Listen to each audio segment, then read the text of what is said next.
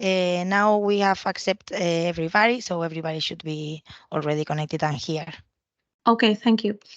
All right, so let's get started. Well, as you know, today we will present the achievements on the research and development of energy harvesting systems. So we will follow the agenda that you may have, and it was disseminated through social media, also in the IMEN website. Well, we start now. So we're starting with the project overview. So my name is Cynthia Mateo, and I'm the project coordinator of the of this InComEss initiative. So I will start presenting the IMEM because our main role is being the coordinator of the InComEss project. So very briefly, IMEM is an industry-supported and private center located at the northwest of Spain, as depicted in this image. We do applied research in several topics and sectors, such as additive manufacturing, advanced composites, laser, micro and high precision manufacturing, advanced materials, also robotics, and circular economy. We're a manufacturing competence center, and we have an extensive network of industrial partners. So here you can see the different sectors where IMEN does research, development, and innovation, such as automotive, ICT, aerospace, energy, and so on. We have been engaged in more than 100 Horizon 2020 and Horizon European projects, which 25 of them are coordinated by IMEM. But InComEss, of course, is part of 18 partners, which are the consortium, which come from 10 European countries, as depicted in this roadmap. So today, several partners that you can see here will give a brief presentation.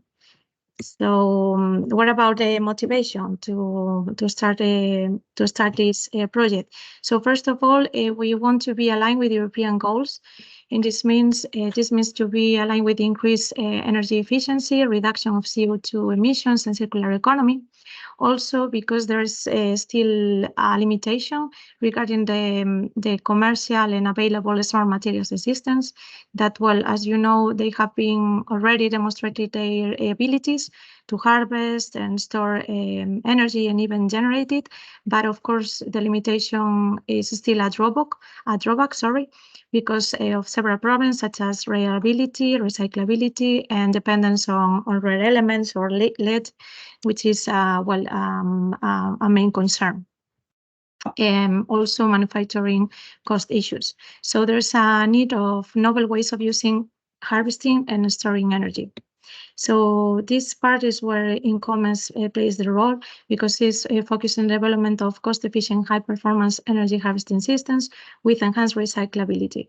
So we aim to develop smart materials which do not depend on rare elements, just as polymer-based thermoelectric materials, also piezoelectric materials which are lead-free, and polymer-based, and printed supercapacitors, which are also more sustainable than the commercial batteries. And finally, to widening the implementation of these energy harvesting systems into IoT for data monitoring. So regarding the project overview, so InComEss is the acronym of Innovative Polymer-Based Composite Systems for High-Efficient Energy Scavenging and Storage, and is funded under a European Union's Horizon 2020 Research and Innovation Program under this grant agreement number. So it has been submitted, or it belongs to this call, the Smart Material Systems and Structures for Energy Harvesting. And while the duration is 48 months, the project started in 1st March 2020. Well, as you have seen already in this roadmap, the partners engaged are 18, and we have an overall budget of 7 million euros. And well, here I included the website where you can see news, newsletters as well, the different disseminated results, such as in scientific publications. And well, so you can, if you are interested, you can take a look to this website. And while we are reaching the very end of the project, because it will finalize very soon, at the end of February this year. So moving towards the project scope, just pointing out that the InComEss aims at developing energy harvesting systems by combining the harvesters with the energy storage devices through a power conditioner circuit.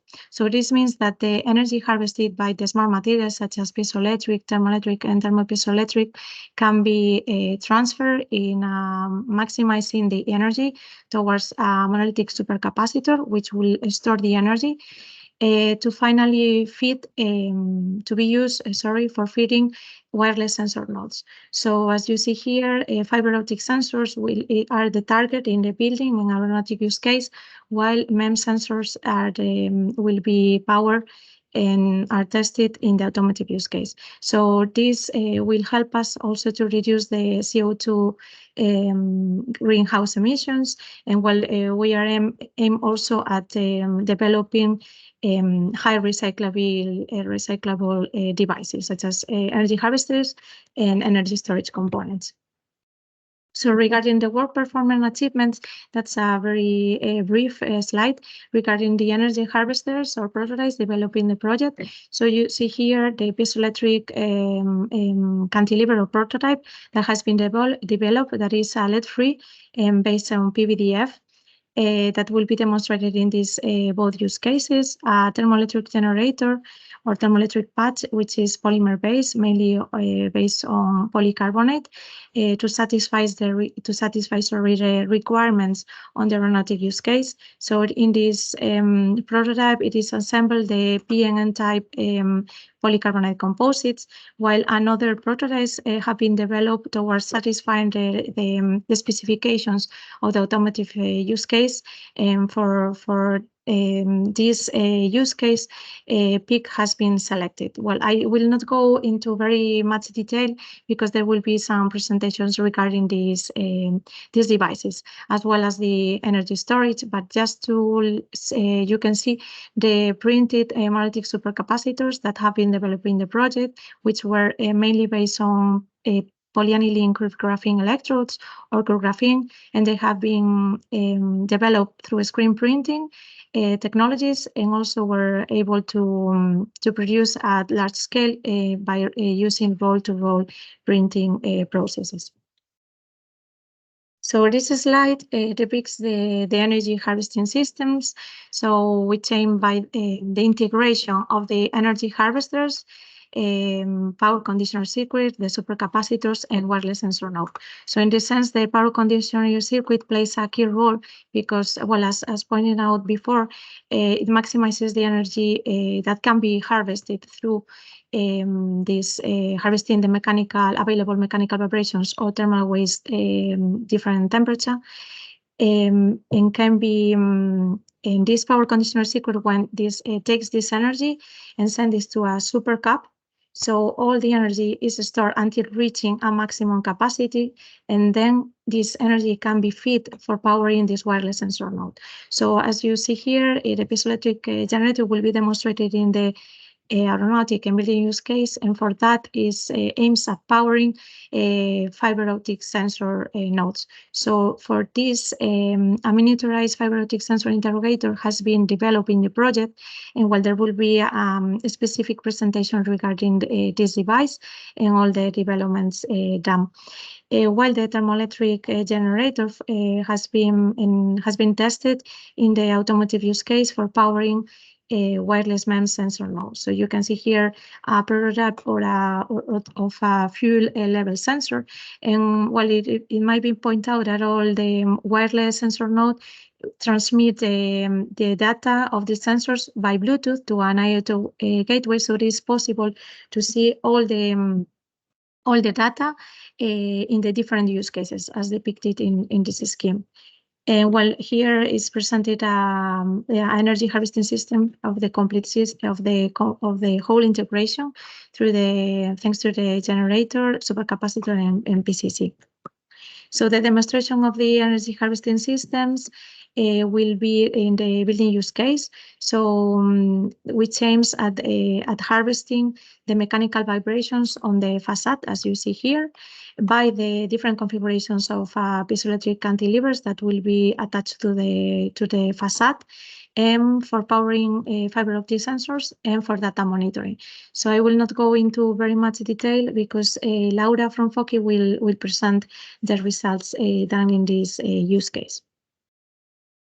In the automotive use case, it will be the demonstration of the thermoelectric energy harvesting system by harvesting the thermal energy or the thermal waste energy by the thermoelectric generator, thermoelectric module, which is attached to the rear muffler to power fuel level sensors. So with this, it is possible also to see this data monitoring through an IHO gateway. So they also Mauro Formarelli will explain a bit further and in much detail, but well, it will test also the different vehicle driving conditions in very soon. And finally, in the aeronautic use case, it will be demonstrated thermoelectric and piezoelectric energy harvesting. So for that aim, some bed stands have been validated and tested at the Sonaca. So the aim is to harvesting the thermal waste and also in a separate way the mechanical vibrations on a wing slat or a composite, which satisfies the requirements of the wing slat for powering both fiber optic sensors. So Gabriel will go into will explain further these tests. But I will like to finalize closing this presentation by showing you a main team enrolling in InComEss. So on the right hand, you can see a main research team, which is formed by Ignacio Ezpeleta, Roberto Lopardo, and myself. Roberto was engaged in the wireless sensor node development, while Ignacio and me were involved in the research and development of piezoelectric and thermoelectric materials. And from the coordinator side, I myself the project coordinator and project manager, while Alba Fernandez has been during this time the legal and financial responsible. And that will be all from my side. Thank you very much. So if anyone has any question, please let me know.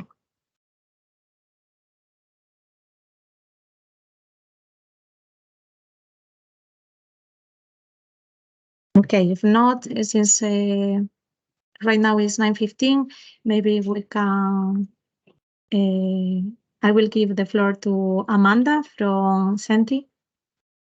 So the floor is yours. Hi, good morning, everyone. I'll share my screen. It's okay, you can see?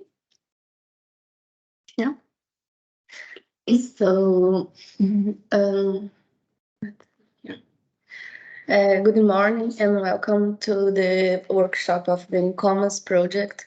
Today we are gathered to delve into the domain of piezoelectric composite tapes and their application in the mechanical energy harvest. It's my pleasure to introduce the presentation of the important topic, which will be collaboratively delivered by Alberto, myself, Amanda Mello, and Ignacio Speleta. Each of us bring a unique perspective to this research, and we are eager to share our finds and insights with you. The work we are discussing today is a collaborative achievement by dedicated efforts of our principal organization. Senti will guide us through the exploration of piezoelectric composite tapes, focused on the application in mechanical energy harvest. Ayman will then take the lead to detail their research and development journal with PVDF-based piezoelectric composite by compression molding. Following this, the University of Padova will share its specialized knowledge to impulsive testing cantilever, showcase its method for through simulation and tests.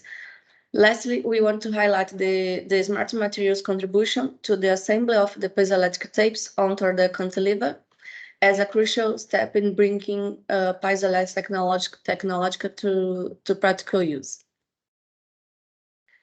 Our motivation for developing new materials and combinations for energy harvesting and storage stems for a commitment to sustainability and efficiency. We are focused on creating viable and cost-effective process techniques that reduce the environmental impact. This includes addressing the toxic concerns associated with the lead-based piezoelectric material. Additionally, we are working to overcome the challenge of limited high scalability and the dependence of the rare earth elements. Piezoelectric materials have the distinct capability to convert mechanical energy into electrical energy as shown in the video. Among these materials, laser zirconate titanate PZT is highly considered for its pronounced piezoelectric effect. However, the environment impact associated with the lead content and the material's brittleness requires the exploration of lead-free alternative. So polyvinyl dilidene fluoride homopolymer has emerged as a promising candidate in this context. It has several advantages such as the ease of processing, recycling potential, and mechanical flexibility. It's worth noting that in a homopolymer PVDF, the electroactive phase needs to be optimized and then pulled. These characteristics position PVDF as an environmental friendly option, well suited to a wide range of application. Now I will give the floors for my colleague Ignacio that will present the IMAN's development. Hello to everyone. As Amanda said, the main role in this work package is the production of PVDF-based piezoelectric composites by the method of compression molding. Next slide, please, Amanda. First step is the compounding of piezoelectric polymeric matrix plus ferroelectric fillers in a extruder machine. After that, the filament is pelletized and introduced in the hot press in order to perform the compression molding. By this method, we obtain strips that are introduced in a tensile test machine in order to stretch it to get the beta phase enhancement by the drawing of the material by using these optimal parameters. Finally, these strips are polarized in an oil bath in order to orient the dipoles and get a piezoelectric material. To get it, we polarize the strips in high voltage fields up to 25 kilovolts for 30-40 minutes in an oil bath at 80 degrees. After produce the piezoelectric strips, we pass to the characterization trials. Please, next slide, please. For the characterization, we start with TJ tests in order to determine the real filler content of the strips and to check that the filler and the polymeric matrix are not degrading in the compression molding step. Next step is the X-ray diffraction in order to observe the enhancement of the characteristic beta peaks and the decreasing of the alpha peaks, and also to determine the real crystallinity degree of the strips after the drawing process. Last test are the F-tier, previous slide, yes. Last test are the F-tier. By this method, we determine the beta phase content in the stretched films. After the stretching, we get a beta phase increasement of up to 60%. So the drawing process, we can say that is effective. Now, in the last part of the characterization, we also determine the piezoelectric performance, starting with the DC3 piezoelectric coefficient. We obtain the best results with the strips that have been polarized with a higher output with a higher polling voltage from 20 to 25 kilovolts. In these cases, we obtain DC3 coefficients up to 20 picocoulombs per Newton.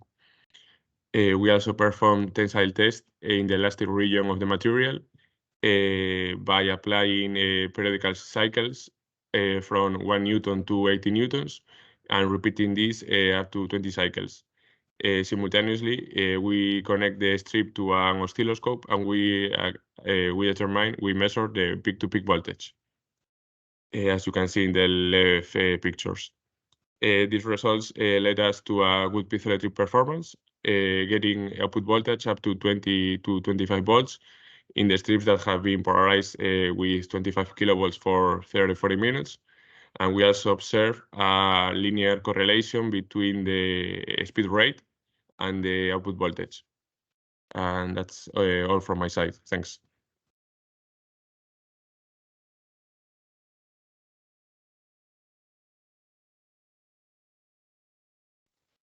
Amanda, we cannot hear you.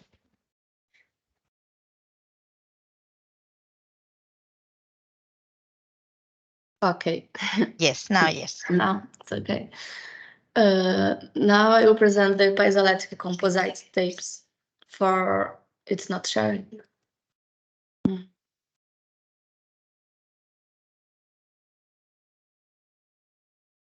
No. Okay, sorry. I will talk about the piezoelectric composite tapes for mechanical energy harvesting. So we've made significant developments in the piezoelectric materials, focus on 4 parts. First, the manufacture of PVDF has been improved using a flat die extrusion and optimized the electroactive phase transformation. And second, the efficiency of the polarization was checked by measuring the piezoelectric coefficient, the D33, and the output voltage. Third, the PVDF has been successfully incorporated in the cantilever, tested on the vibration, and demonstrated its energy conversion capabilities through a prototype. Finally, this technology has been applied to a building facade, showcase its real-world application and potential for energy harvest, which will be explained better by Laura from FOCI. So the characterization of electroactive PVDF phase was tested by XRD, X-ray diffraction, and the Fourier transform infrared spectroscope. We find out that how PVDF changes its structure.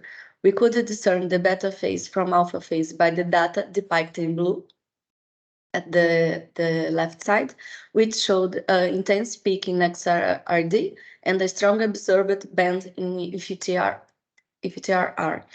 This contrasts with the untreated PVDF, showing black, where the alpha phase predominates this structural characterization. Ensure that the PVDF is in desired electroactive form, and it's a prerequisite for piezoelectric application. Also, we measure how the dipoles lines in the field direction that we applied.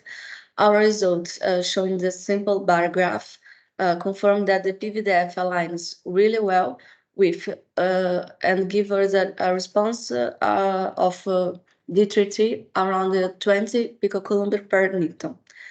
To evaluate the piezoelectric performance of PVDF, we subject the material to mechanical stretching using a universal test machine. As you can see in the video, this process captured in the accompanying video involved the simultaneous recording of the output voltage with a digital oscilloscope.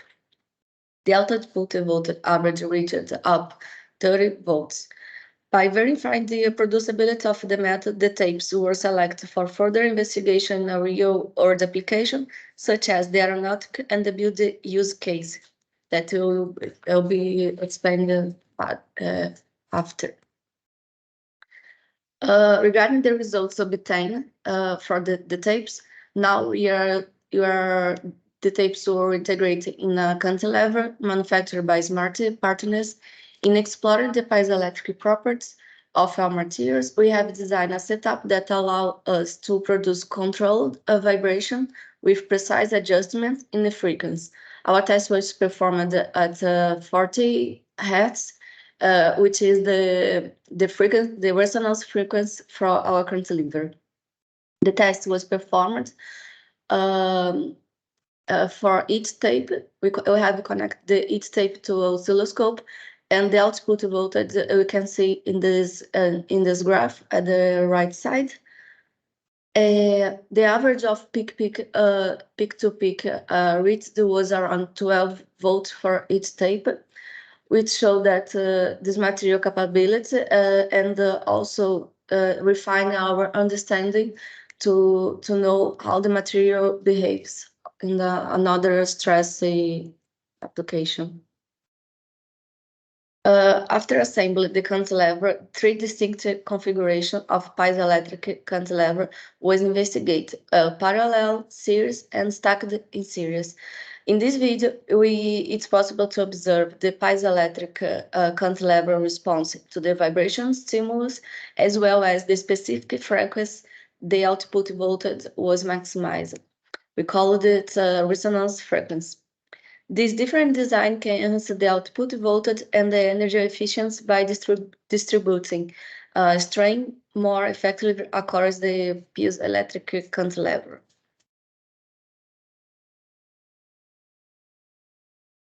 The power output was tested for its configuration of the piezoelectric cantilever and was tailored to meet specific application needs, considering factors such as a voltage and the current requirements. In our specific case, the parallel configuration proves to be the most useful. It facilitates uniform generation of electrical charge under mechanical stress across all the tape. To validate the effectiveness of optimized piezoelectric cantilever configuration in a real-world application, a cantilever was strategically positioned near the wind catcher, as you can see in the picture. However, initial tests with this cantilever reveals that the wind was not sufficient to deflect the cantilever and generate output voltage. So the output voltage generated was around 1 volt. And so to enhance the deflection and consequently the energy harvesting efficiency, another approach was adopted. Permanent magnets were strategically placed both in the wind catcher and the tip of the cantilever. During the experiments, it was observed that winds speed up to 3 meters per second, the force was strong enough to counteract the magnet's attraction between the magnets on the wind catcher and the cantilever tip. This interaction resulted in a more pronounced deflection of the cantilever, which led to a significant improvement in the voltage output from 1 to 30 volts. The integration of the piezoelectric cantilever into a smart building structure is an innovative approach to wind energy harvesting that aligns with the growing demands for sustainable technology. The prototype design for such system has been meticulously optimized, as you can see in this image in blue. The concept of the demonstrator, the wind catcher, was transferred to a hill with 4 blades. And of each blade, we have a permanent magnet was placed. Accordingly, the wind enters in the cavity and moves the blades. The cantilever is deflected and generates an output voltage. This test was also performed between two walls, just to simulate what will be explained further by my colleague Laura. That we performed in a facade building.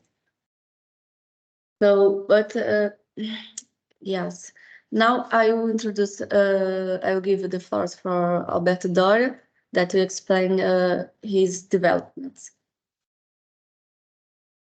Thank you, Amanda, and good morning to everybody. The role of University of Padua in this project was modeling, simulation, and testing of prototype harvester. Next slide, please.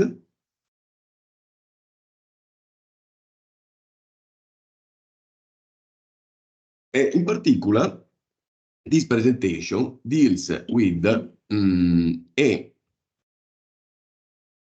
prototype cantilever which was developed by Smart, assembling 2 patches of new material developed by Senti. And you can see here that this cantilever harvester is characterized by the presence of these 2 patches of new piezoelectric materials in parallel on the same side of the harvester.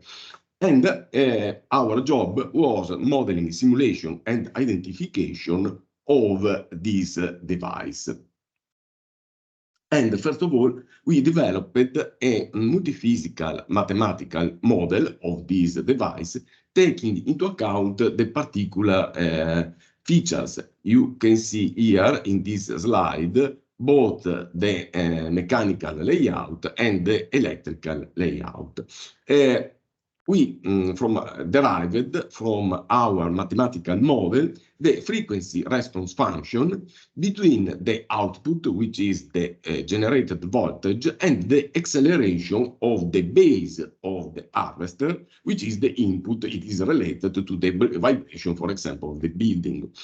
And it is worth noticing that in this equation, there are some well-known parameters, for example, omega, which is the frequency of excitation, or R, which is the resistance of the load.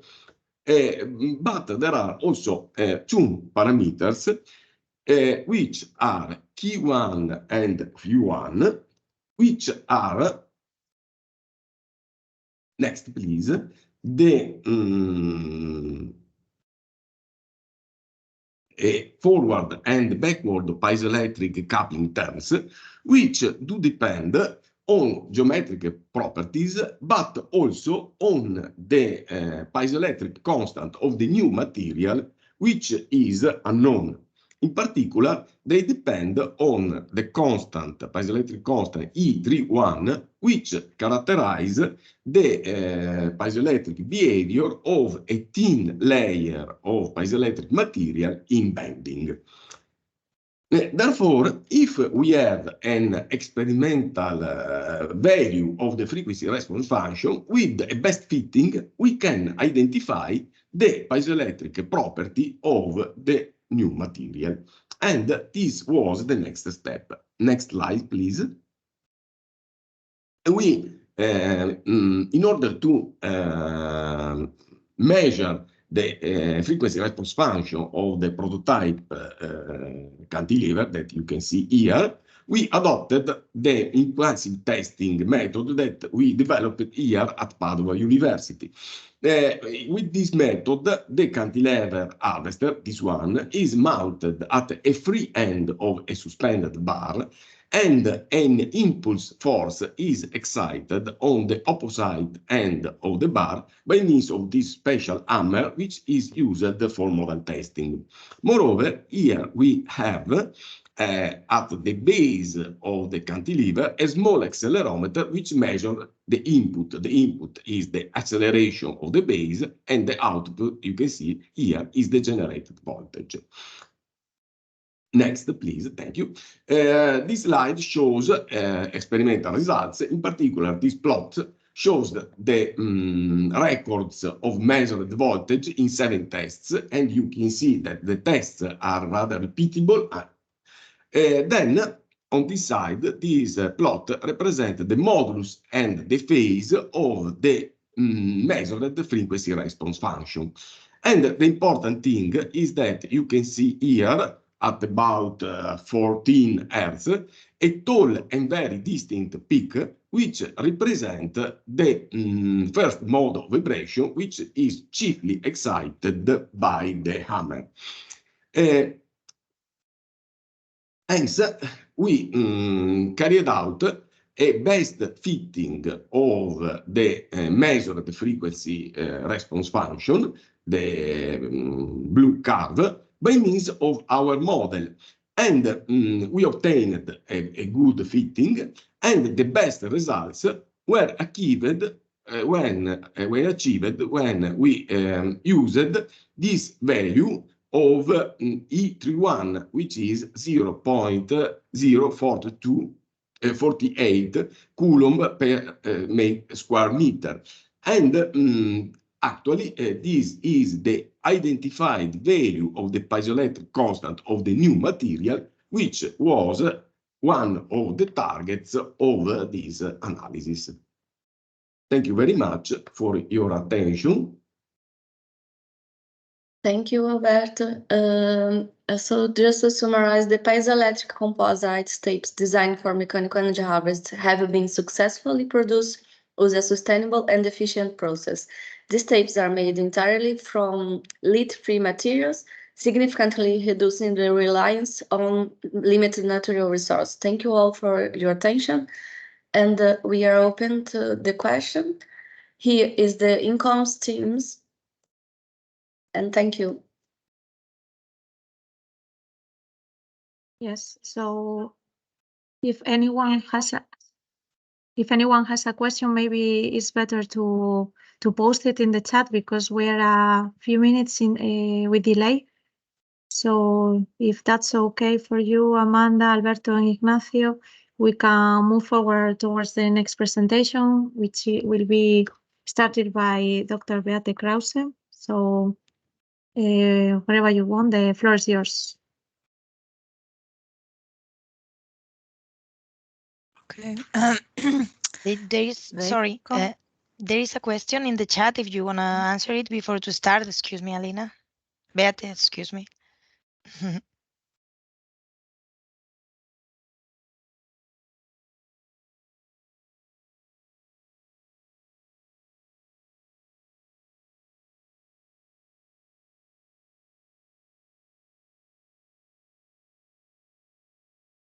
So Cynthia or Amanda will answer the question that you have in the chat from Rolanas.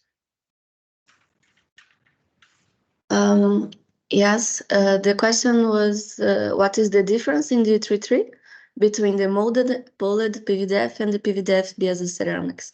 The PZT has a high output voltage, and the 3.3, it's around, I'm not quite sure. Cynthia, can you help me? It's more than 100 picocoulomb per Newton. And our PVDF developed in the Sente and from Lyman achieve around the 3.3 around to 25 picocoulomb per Newton. It's the mainly difference. We have also another advantage that included the mechanical properties, because the PVDF is flexible, and in this case the PZT is not.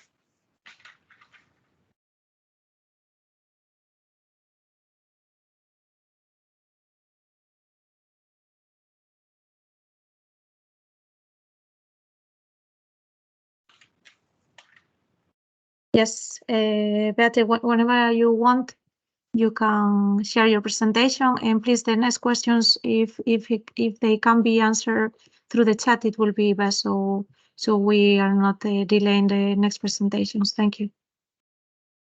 Okay, welcome. Can you see the presentation? Yes, we can. Yes. Okay. Yeah, welcome to the presentation. Together with Alina, we will speak about the thermoelectric generator development from the material to the module. So the first goal was to develop a high-performance thermoplastic material which has thermoelectric properties, and especially that we can prepare P and N type materials. This materials should apply or should used for the thermoelectric generator in the automotive use case, and also in the hybrid generator, hybrid thermoelectric and piezoelectric. The IPF was the work package leader to develop the polymer-based composite.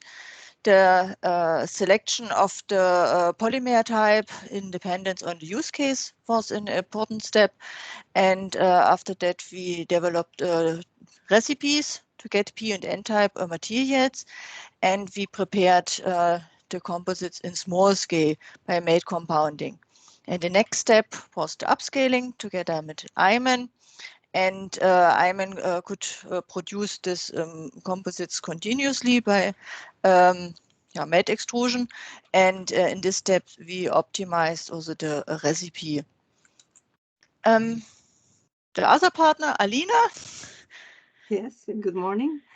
Brunel University London is a leader of work package which had two objectives: define the optimal configuration of the smart generators by using computational simulation methods, and the second goal is fabrication of small-scale prototypes with the selected configuration and demo prototypes.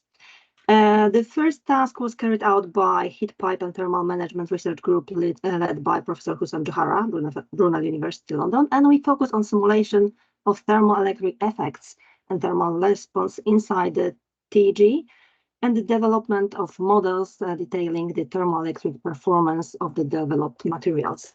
We also supported the prototyping and validation of simulation. Our partner, Smart Materials, focus on production of thermoelectric modules for automotive use case and aeronautical use case.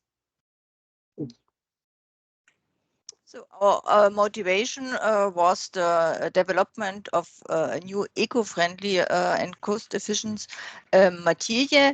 The idea is to replace the traditional thermoelectric methods like Hall-Fäusler elements or metals. And the new material we will use for energy harvesting and based on polymer composites. One slide just to explain what is thermoelectric. Thermoelectric means if we apply a gradient on the materials, we can generate some thermovoltage, and we need P and N type materials. You can see it in the scheme. N type material means we get a negative Seebeck, and P type we get a positive Seebeck coefficient. And this is the main material constant for the composites. And you can see in the diagram on the right side, the Seebeck decrease with increasing carrier concentration, and at the same time, the volume conductivity increase, and with this, we get optimum, the power factor. For the optimization of the material, we need a maximum in the power factor. This means, a high Seebeck coefficient and also a high thermovoltage conductivity. Sorry. For the characterization, we have our own equipment at the IPF.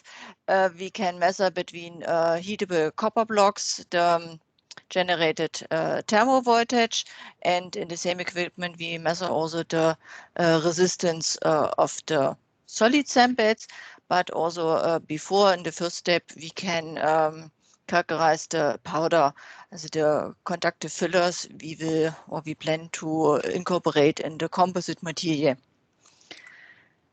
Which kind of work we have performed and achieved? The first was the development of the thermoplastic P and N type thermoelectric composites. For the P-type material, we selected for the automotive use case the polyether ketone polymer as based due to the high temperatures in a car. We speak about temperatures between 80 and 200 degrees. For the aeronautic use case, we selected polycarbonate. In the development, we tested different kind of carbon nanotubes especially single-wall carbon nanotubes, tubal, and some different kind of multi-wall carbon nanotube from Nanosur or from other companies. And if you can see in these two diagrams, the red bars indicate the Seebeck coefficients of the composites which contains the single-wall carbon nanotube tubal. And with this material, we find the highest Seebeck coefficient. And interestingly, the highest volume conductivity we found with the multi-wall carbon nanotubes CNS. But for our recipes, we decide to use the single-wall carbon nanotubes tubal.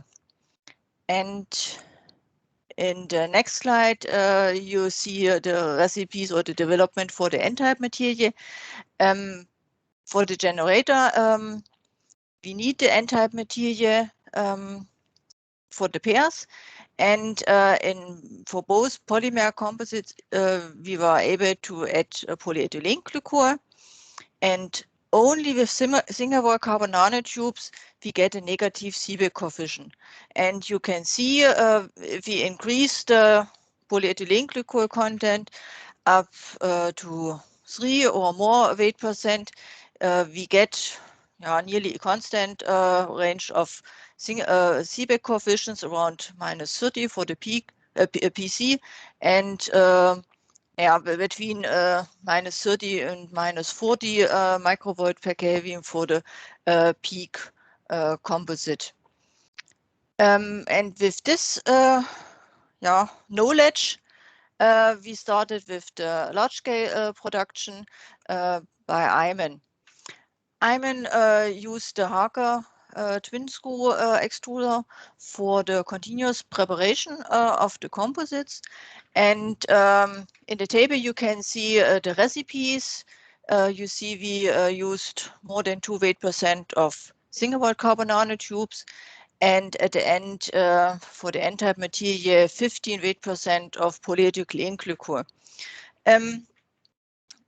This production of the polymer composites with the ethylene glycol was really a challenge because this additive made at a temperature of 65 degree, and it stick during the feeding via hopper on the metal plates. And due to the high knowledge of the Iman partners, we could solve this problem, and Iman was able to produce the material in larger scale on this bobbings. You can see it in the pictures on the right side. And some of the results, the Seebeck coefficient of the P-type material was around 50 microvolt Kelvin, and for the N-type material around -35 microvolt per Kelvin. So now it's the task of Alina.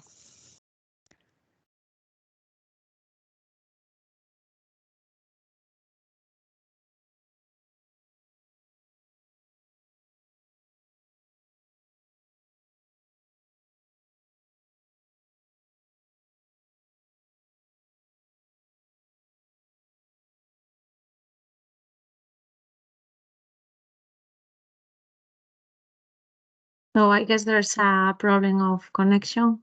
Alina, can you hear us?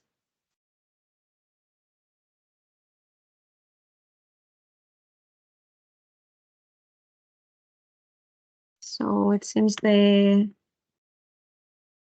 video has been frozen. So let's wait a few minutes, sorry. By the way, if anyone from the audience has any question, you can drop it in the chat. Meanwhile.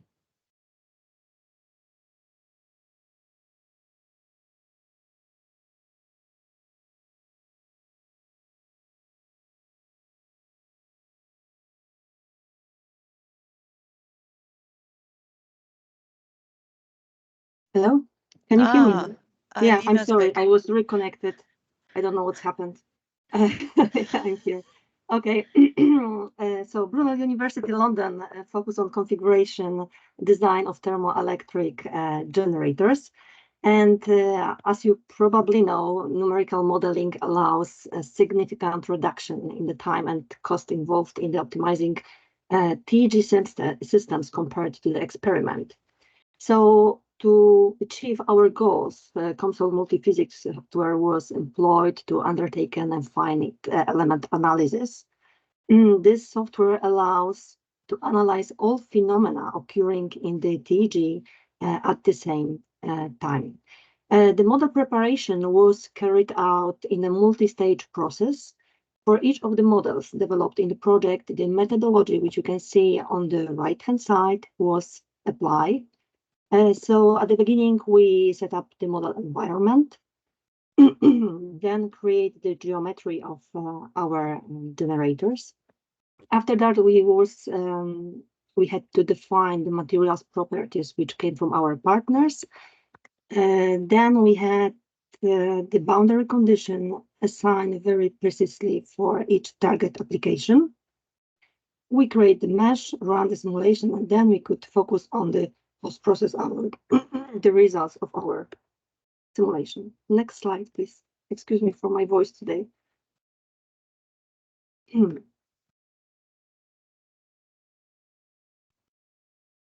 Okay, our work can be divided into three main stages. Preliminary work, the stage where we achieve the models for our first and second prototype, and a new TEG geometric proposal. As a part of the preliminary work, we analyzed different leg shapes, one of which was of an established geometry, and the others two were developed specifically for this research.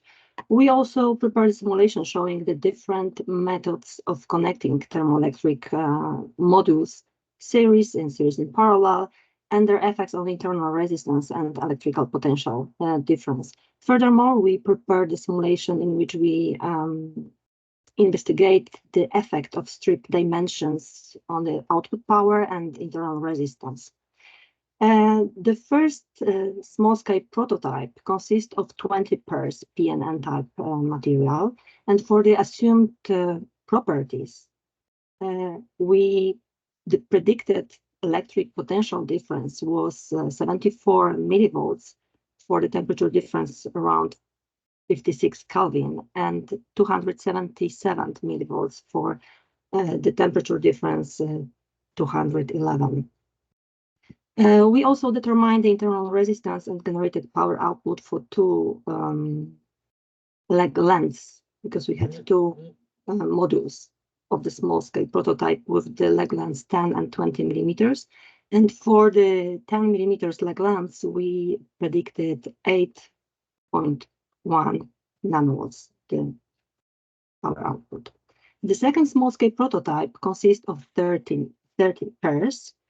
And as you can see, it was investigated with the heat exchanger, because in the real-life application, the model will be combined with the heat exchanger on the cold side to increase the heat exchange surface area. And for this reason, the simulation with the heat exchanger were carried out.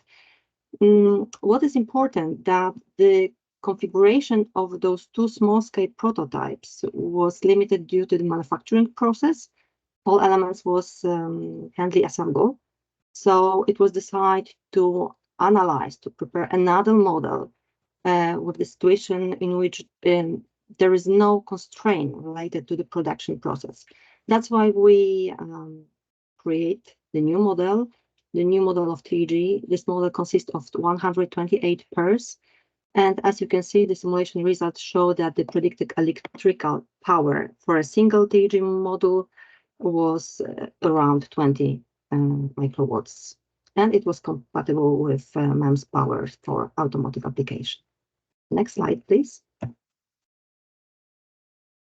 Okay, as you can see on the left-hand side, in this aeronautical use case, the configuration of the generators is quite different from the automotive use case, as the distance between the hot and cold point is significant. And also here we can divide our work in several steps. the preliminary work where we consider when we investigated the possible configuration, how it can look like with additional material between the PN and legs and without it when the ends are overlapping. The final configuration, the small-scale prototype, the final patch consists of 4 modules, and the maximum power output for a single module consists of 9 pairs, is around 0.5 nanowatts.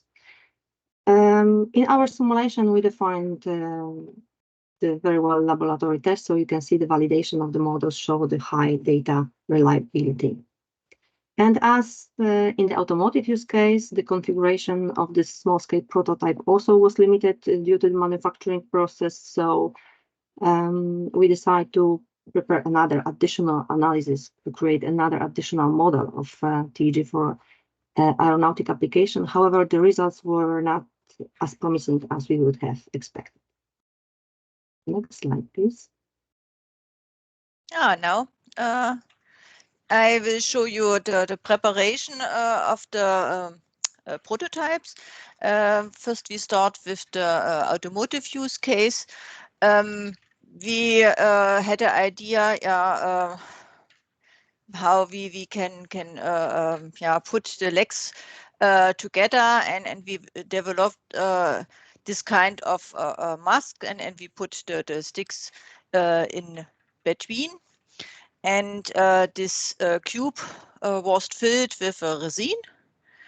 And from this big cube, we cut it some pieces to get here on the lower size the modules with a different height.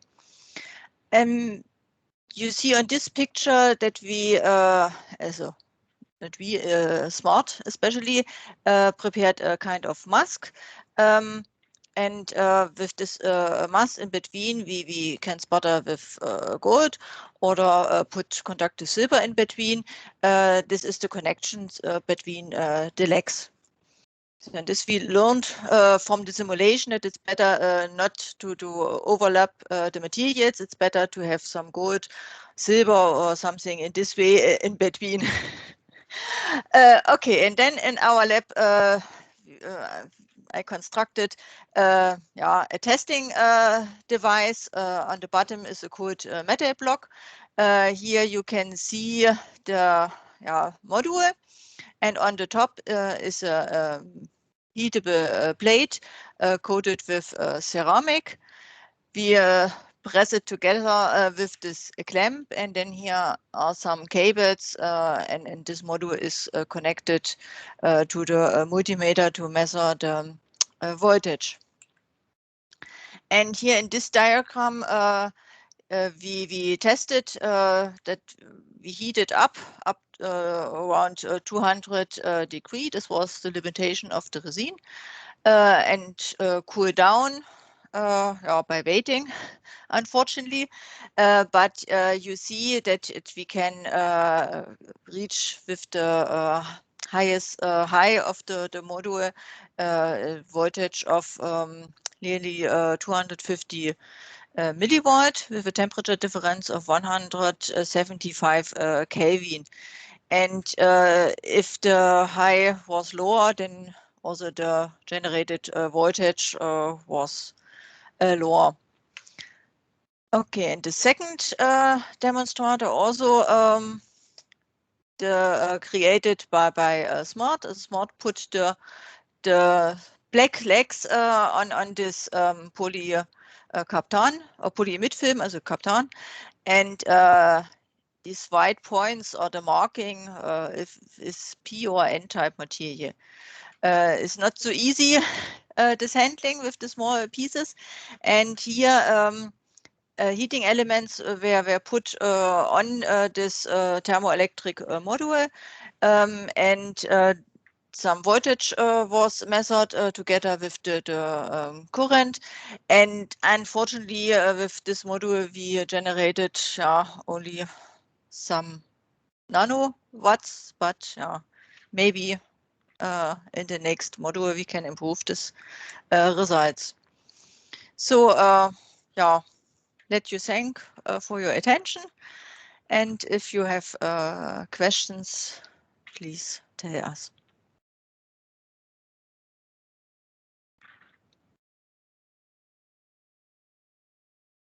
Yes, if there's any question, feel free to ask.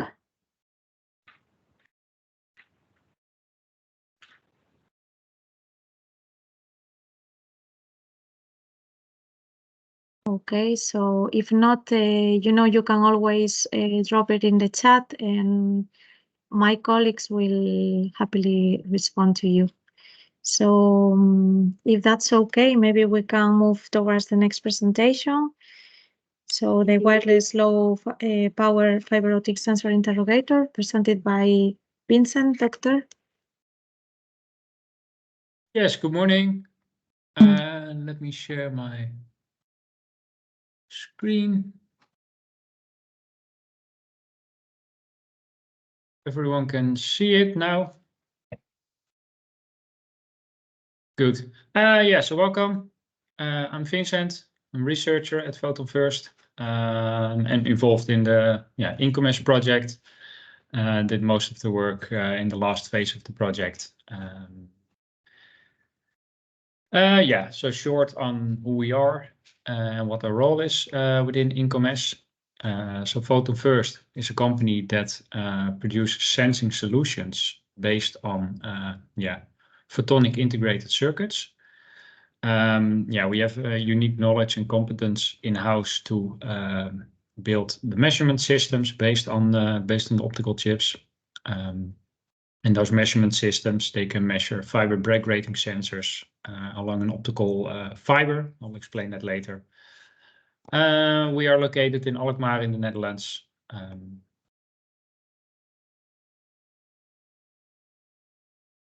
And yeah, so here I can shortly explain what we do and what we develop. That's also linked to the project of InComEss. So we develop fiber break rating interrogator systems. And the fiber break rating is a sensor along an optical fiber. An optical fiber has a thickness of approximately a human hair. And you can write sensors in that reflect a particular color of light. And we build measurement systems that can read out those sensors. And those sensors are subject to temperature change or strain, and that's what we can measure with our systems. We work in various markets and segments, from infrastructure, from windmills, also transformers. We do some tank monitoring. We also have some aerospace projects. So it's really a various set of markets where we are active. And that's basically because of the technology. So fiber break rating sensors, it's inside an optical fiber, and those have huge benefits compared over electronic strain gauges, especially because they're insensitive to EMI. So it can be used typically in more harsh environments. And we can use more sensor points. Our role within InComEss. So basically we have two roles, but the primary role is to develop a fiber break rating, an optical measurement system that will be used in the demonstrators. We are participating in demonstrators for the building case and for the aeronautics demonstrator. And the secondary role is to contribute to sensor design, implementation, test campaigns. Then short on our motivation. So InComEss is a great project and a great opportunity for Photon First, because the focus is on energy harvesting and a low power consumption of our systems. So we need to power our interrogator with the energy that is harvested from the piezoelectric, thermoelectric generators that will be presented today by the other partners. And yeah, the development of a low power consuming interrogator for us is also important because especially in infrastructure projects, we can have our sensors integrated in the field. There's not always power available, and there, yeah, the experience we gain with this project are of big importance also for the future of the company. And then, yeah, the work performed and the achievements we've made. So within the project, we have developed a small size interrogator system. Picture here. Pointer. So we have interrogator that we developed within this project. It's like the size of USB stick. And at the beginning of the project, we set a couple of targets for the precision, like how accurate should it measure strain and wavelength changes? What's the maximum power consumption? And how much power will it consume to execute one measurement? So the whole idea of the system is with the energy that's harvested to do one measurement. And that includes turning on the system, doing a measurement, recording the data, and also via a remote connection, send the data to a gateway. And the idea is that that complete cycle consumes energy as low as possible. Here on the right, I have an example, more schematic overview of the system. So most of our work initially has been focused on development of the monocator, which is the actual measurement device. And it's combined with the work that also has been made by other partners. So for example, the power conditioning circuit that is used to store the energy that is harvested. And using that power conditioning circuit, we can power up an Arduino that controls basically our interrogator and takes care of the remote connection of the data towards the gateway. Maybe in short, it's good to explain how a fiber break rating interrogator actually works. And that's basically focusing on the monocator part in this figure. So what we typically do in the system, there's a broadband light source integrated. So that's a light source that contains basically all colors of light. That light is sent into an optical fiber. Well, optical fiber with a big example here at the top. It's like a very thin glass wire around the thickness of a human hair, and light is captured in a core in the center of that fiber. And in those fibers, a sensor can be written, which is like a periodic change in the refractive index. That can be made using a high-power tunable laser. Basically, you can burn it inside the optical fiber. And that has a certain period. And that period matches with a certain wavelength of the light. So if we send in light of all colors, then only the color that matches that particular period will be reflected and goes back towards the interrogator. So the principle, I showed it here in the figure below. So we have a broadband light source going towards fiber break rating sensors. And in principle, we can integrate multiple sensors at multiple locations in the fiber, as long as they reflect a different color of light. And all those colors are coming back into the system. And there we have the interrogator, which basically is a spectrometer, which can measure the wavelength of the light that's coming back. Well, and if those fiber break rating sensors experience strain or temperature change, also the wavelength, the color they reflect, will change. And using that principle, we can say something about the strain or temperature locally at the fiber break rating position. So within the InComEss project, we focused our development on the monocator and also to control it using an Arduino. So we spent a lot of efforts to program the Arduino that it can control the interrogator. And we also did a lot of experiments to minimize the power consumption of the interrogator. So there's a light source that consumes quite a lot of power. We did some optimizations there to minimize the power and to speed up the measurement also, because the shorter the time you need to do a measurement, the less energy is required. And that energy, of course, need to be gained with the energy harvesters, which don't harvest that much energy. So it's really important to have a low power consumption to at least do measurements every couple of minutes. Furthermore, we also set up and tested the Bluetooth low energy connection. That's a connection that sends the measurement data from the Arduino to an IoT gateway. And we also modified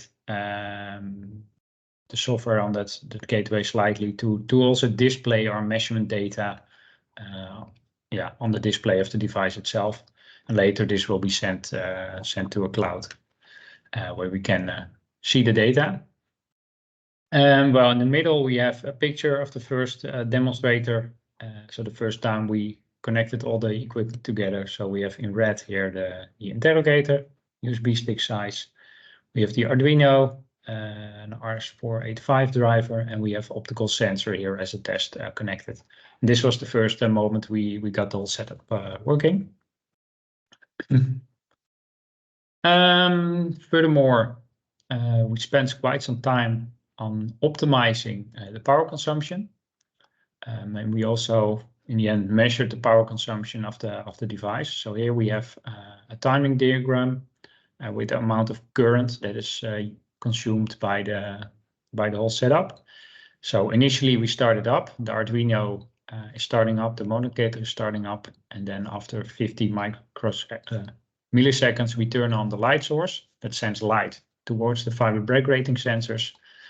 We also turn it off quite soon because that's the most power consuming component in our system. So then we turn it off, and later we have a small spike in the data in the power consumption when we send the data through a Bluetooth connection, and then we turn off the device. And that all happens in the time frame of 140 milliseconds. And in that time, the total amount of energy we use is 0.08 joules per measurement point. And here on this figure, we have the power conditioning circuit with a supercapacitor connected. And we characterized how much current we need to charge that circuit and how much it discharges when we do a measurement. So it depends on the amount of current that the energy harvesters can generate, how often we can do a measurement. Later on, before we went to the demonstrators, we built all the components inside the box such that it's also on location at the demonstrators, easy to operate. We can just on the outside connect an optical fiber, connect the energy harvesters, and all the other components are built inside the box. I think a few other colleagues of Focky and also Sonica, together with the partners where we did the demonstrators together, will probably explain this in a little bit more detail. But we supported in the design of the optical fiber and the sensor layout in the demonstrators. And here, we have a picture of the building demonstrator for structural health monitoring. Here in this figure, we have a couple of measurements we did with impact tests on that thing. But I think the people from Focky will explain it a little bit more. And we also supported in the demonstrator for the aeronautics case, so structural health monitoring in aircrafts. And the people from Sonica will also explain that later today, how the test has been done. But here we have basically the whole setup with the monogator and the gateway in these boxes connected to a plate with the heater mat, where we could actually measure the temperature.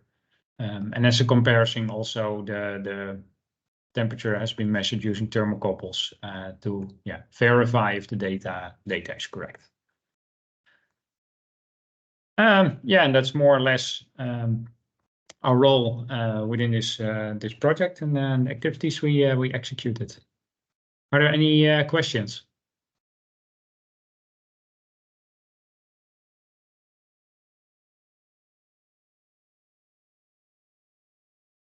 Any question from the audience? Always feel free to send me an email if you have questions afterwards. But, Yeah. Okay, so maybe we can move forward towards the next presentation from Marius. He will present the IoT solution from edge to cloud. Good morning, Marius. Good morning. Hello all. Can you hear me well? Yeah. Okay, I will share my screen now. Mm-hmm.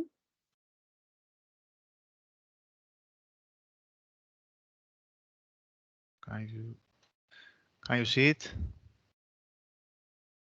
Yeah. Okay. So let's start. I'm Marios Vlachos, and I am a senior researcher and scientific project manager at ICCS.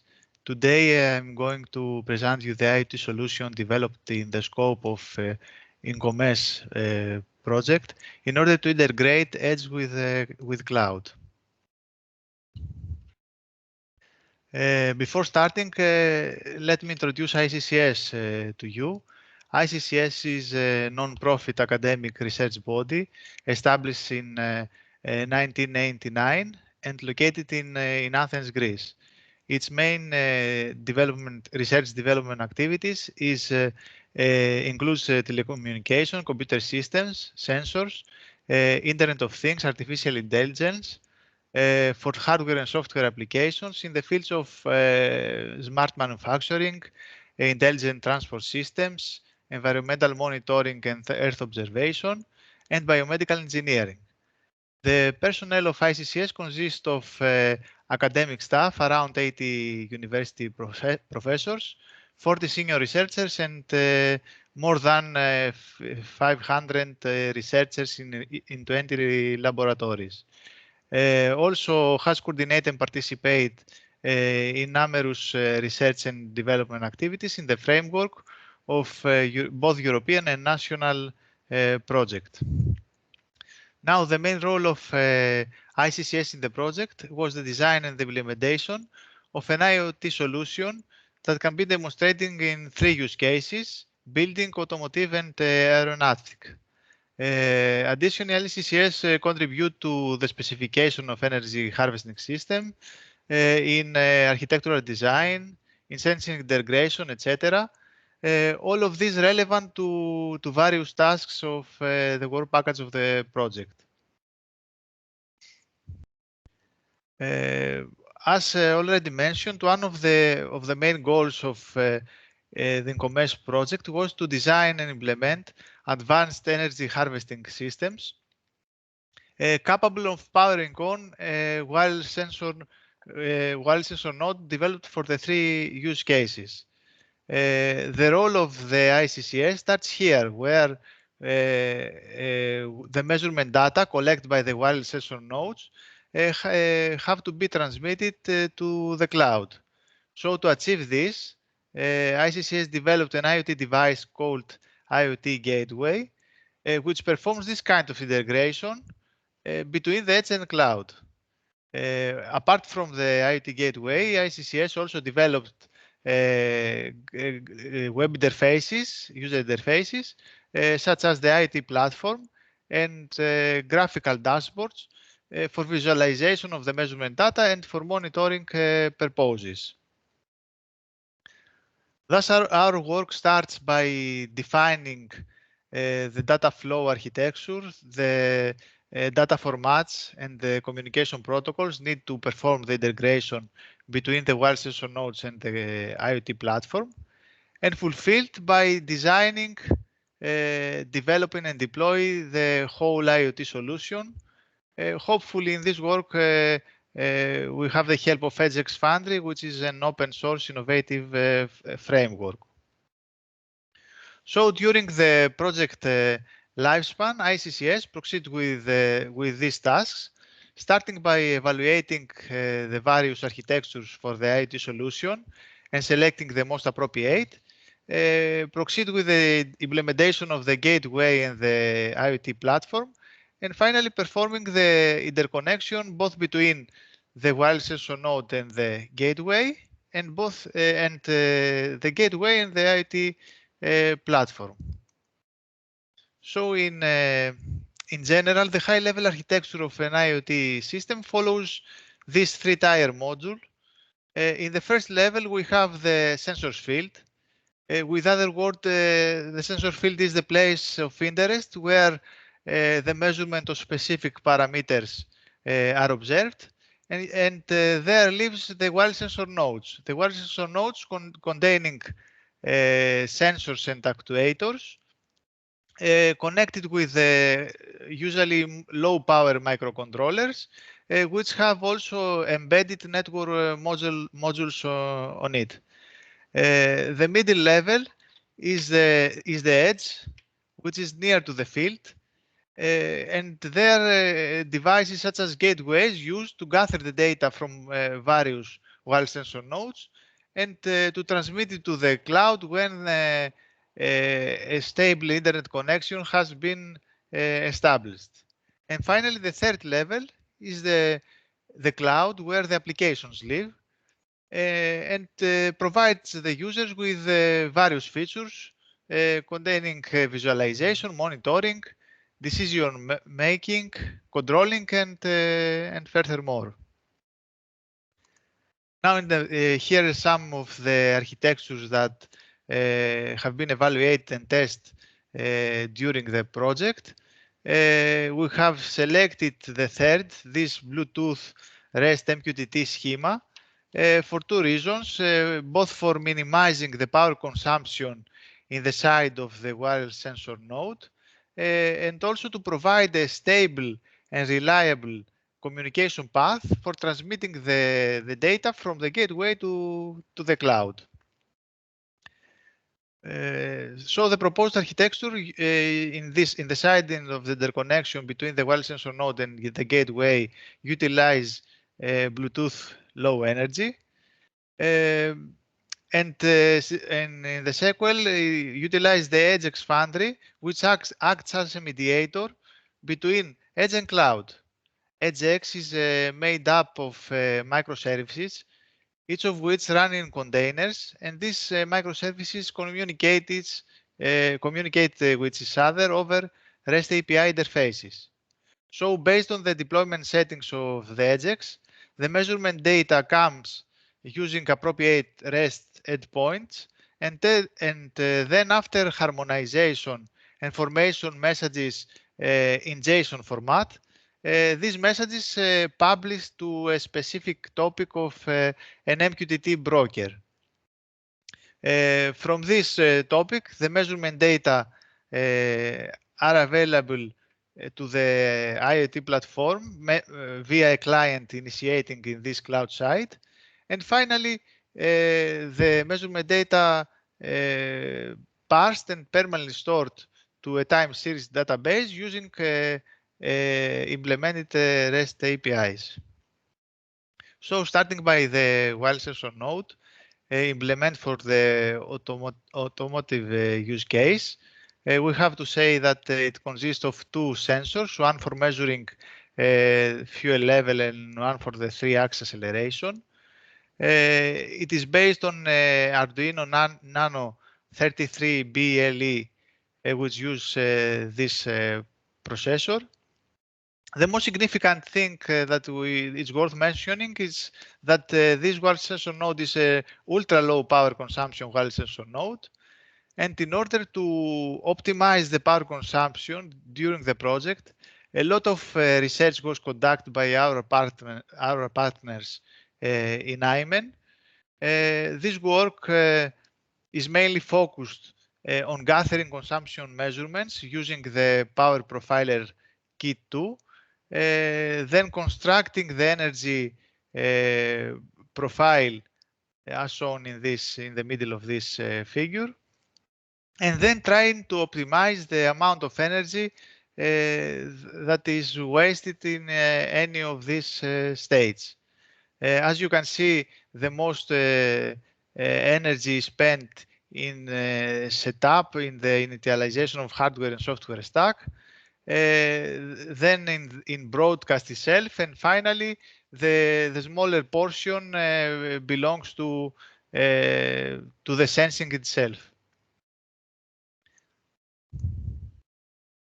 Regarding the gateway implement, we have to say that gateway in a sense is the bridge between the wireless sensor node and the IoT platform, acts as a concentration of sensor data, offer a short-term storage for temporal buffering of data in case of loss of connectivity, and this is done by exploiting the capabilities of EdgeX Foundry. Also has on-device edge processing capabilities for data processing, harmonization, and transmission, and finally supporting both wired and wireless communications. It is based on Raspberry Pi 4 Model B. It is placed inside the protective enclosed IP66 certified in order to be waterproof and to be protected by environmental dust. Also has a power switch permitting to the gateway to operate in a plug-and-play manner. It has an LCD screen showing the current measurement and also the status of the connection of the network, and has internal antennas in order to the design be more compact. It's all the design is inside the protective enclosure. Regarding IoT platform is a web application user interface implemented using HTML and PHP. Its main goal is to visualize the measurement data in a user-friendly and amenable way by using plots and tables. It is the final destination where the data arrives at. They arrive here by using an MQTT client initiating the cloud side, which parse the message and store them to a time series database using REST APIs implemented in PHP. And then the data are retrieved and visualized using well-known and widely used JavaScript libraries. For example, for data visualization, HighCharts library was used, while for data exploration, data tables jQuery plugin was used. Moreover, notifications are sent to the end users via email alerts when a value of a parameter is under or over a predefined threshold based on the user needs. Apart from the IoT platform, graphical dashboards were created using Grafana in order to be used for the experiments. This dashboard contains almost the same information as the IoT platform using the plots and tables, but they have all the information concentrated in one page, something that facilitates the monitoring and is more convenient for researchers and scientists to conduct conclusions.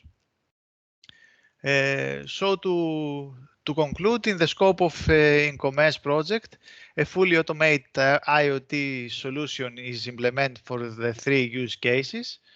And this solution is both scalable and extendable and can be used in other similar applications by performing only small adaptations. For example, this figure shows the scaling of the proposed solution to a business application such as fleet management for real-time monitoring of vehicle status and for optimizing the resources of the company.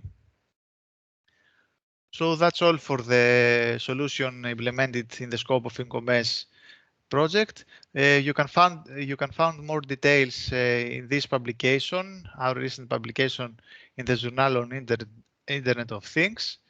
And I would like to thank also our partners for the collaboration in this project and you for your attention. If you have any questions, I'm willing to answer you. Thank you very much.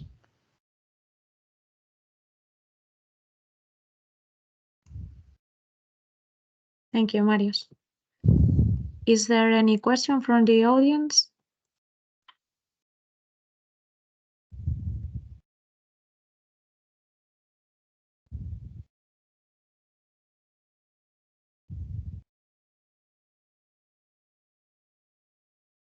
Well, it seems maybe not now, but if not, you know that you can always post your question of the different presentations in the chat, or even you can reach the speakers sending in an email.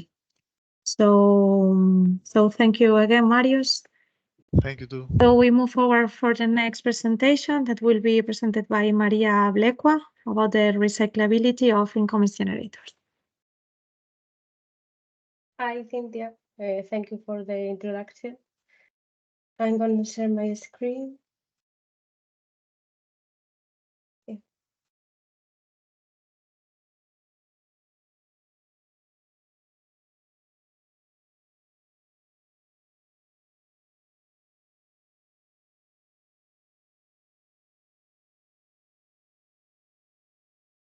Do you see my screen? Yes. Okay, so thank you to all of you for attending this meeting. I'm Maria Blecua. I work in CIRCE. So this is going to be the agenda that I'm going to follow for the presentation. First of all, I'm going to speak about CIRCE and who we are, the methodology that we have followed for completing the tasks in InComEss project. After that, I'm going to introduce the InComEss innovation design a little bit, the recoverable materials that we found in the different devices that had to be recycled, the recycling processes that we have done in CIRCE laboratories, and a brief conclusions, and then some time for questions. So first of all, CIRCE. So CIRCE means Centro de Investigación de Recursos Energéticos. So it's a research center of energetic resources. Here is a brief presentation of the technological center. We have been working for more than 25 years. Actually, this last year, we celebrated our 30 years working, researching in different energetic areas, let's say. We have been working in more than 1,500 projects, European projects and also national projects. We are located in Spain, in Zaragoza, at the north of Spain.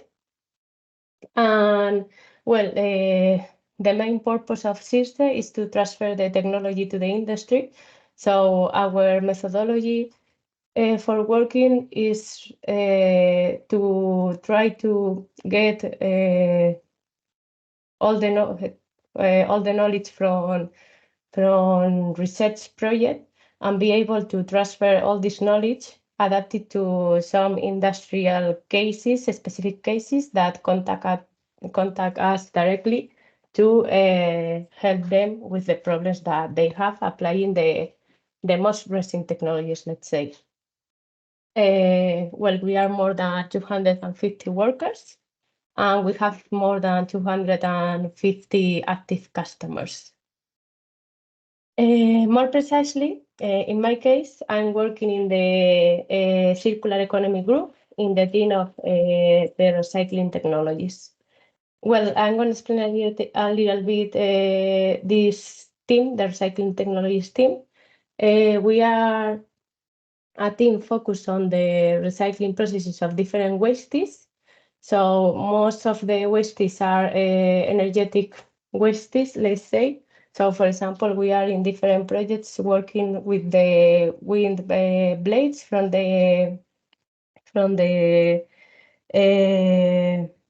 wind, I don't know the name.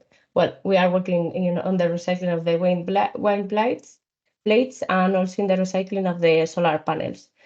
Normally, we perform of our experiments related to the recycling process in our environmental laboratory. So in this laboratory, we work at low scale. And once we have optimized all the variables of the process, we go to other facilities that we have in Circe, where we upscale the process. In the environmental laboratory, we also do routinary trials, such as ICPOS trials to determine the metals impurities in different solutions, or we have also a gas chromatography equipment to do other type of analysis. As I have said, as we are working in Circe, we collaborate with other industry leaders for sustainable solutions related to their problems, and we also perform some studies related to the life cycle analysis, the carbon footprint, eco-design, and circularity assessment. What we do in the InComEss project, mainly we are the Work Package H leaders with this focus on the validation, recyclability, and the market perspectives. And we are the leaders of task 8.2 related to the reuse and recyclability of material combination and structures, and also in the task 8.3, the environmental, economic, and material dependence analysis. So let's say that we are in charge of the sustainability of the new InComEss devices. From the technical side, we are 5 people working in this project. Myself, Inés, Cecilia, Franco, and David Martinez, but there are other people also involved from Circe as Asier, as a project manager. So the methodology that we have followed to find the best recycling process for the InComEss generators is the following. Firstly, we have identified the bill of material of InComEss innovations. That is to know exactly which are the components of each of the generators, including piezoelectric generators, thermoelectric generators, and supercapacitors. Once we have seen the composition of these devices and we know the weight percentage of each of them, we have identified the recoverable materials. That means those materials that are the most valuable materials that are inside the generators. And we have selected them because we think that the recycling process must be focused on the recovery of this material. So based on that, we have done a literature review on the different recycling techniques for extracting these recoverable materials from the devices. And after looking in the literature, we have selected the most suitable technique for this recycling. And then we have performed all the experiments at the laboratory in Circe facilities. We have done all the experiments in Circe, but it's true that other partners from the projects, such as CENTI or IPF, have helped us with some characterization of the different materials. So first of all, the InComEss innovation designs. Here you can see a brief explanation about the design of the InComEss innovations. I'm going to explain it briefly. So for example, in the case of the piezoelectric generator, the piezoelectric material is PVDF. The electrodes are made of silver ink. There is a support structure where these PVDF strips are supported, and this is a fiberglass composite. Then electrical connections are done between the silver and copper. And then we have an encapsulation and bonding layer, which is made of epoxy resin.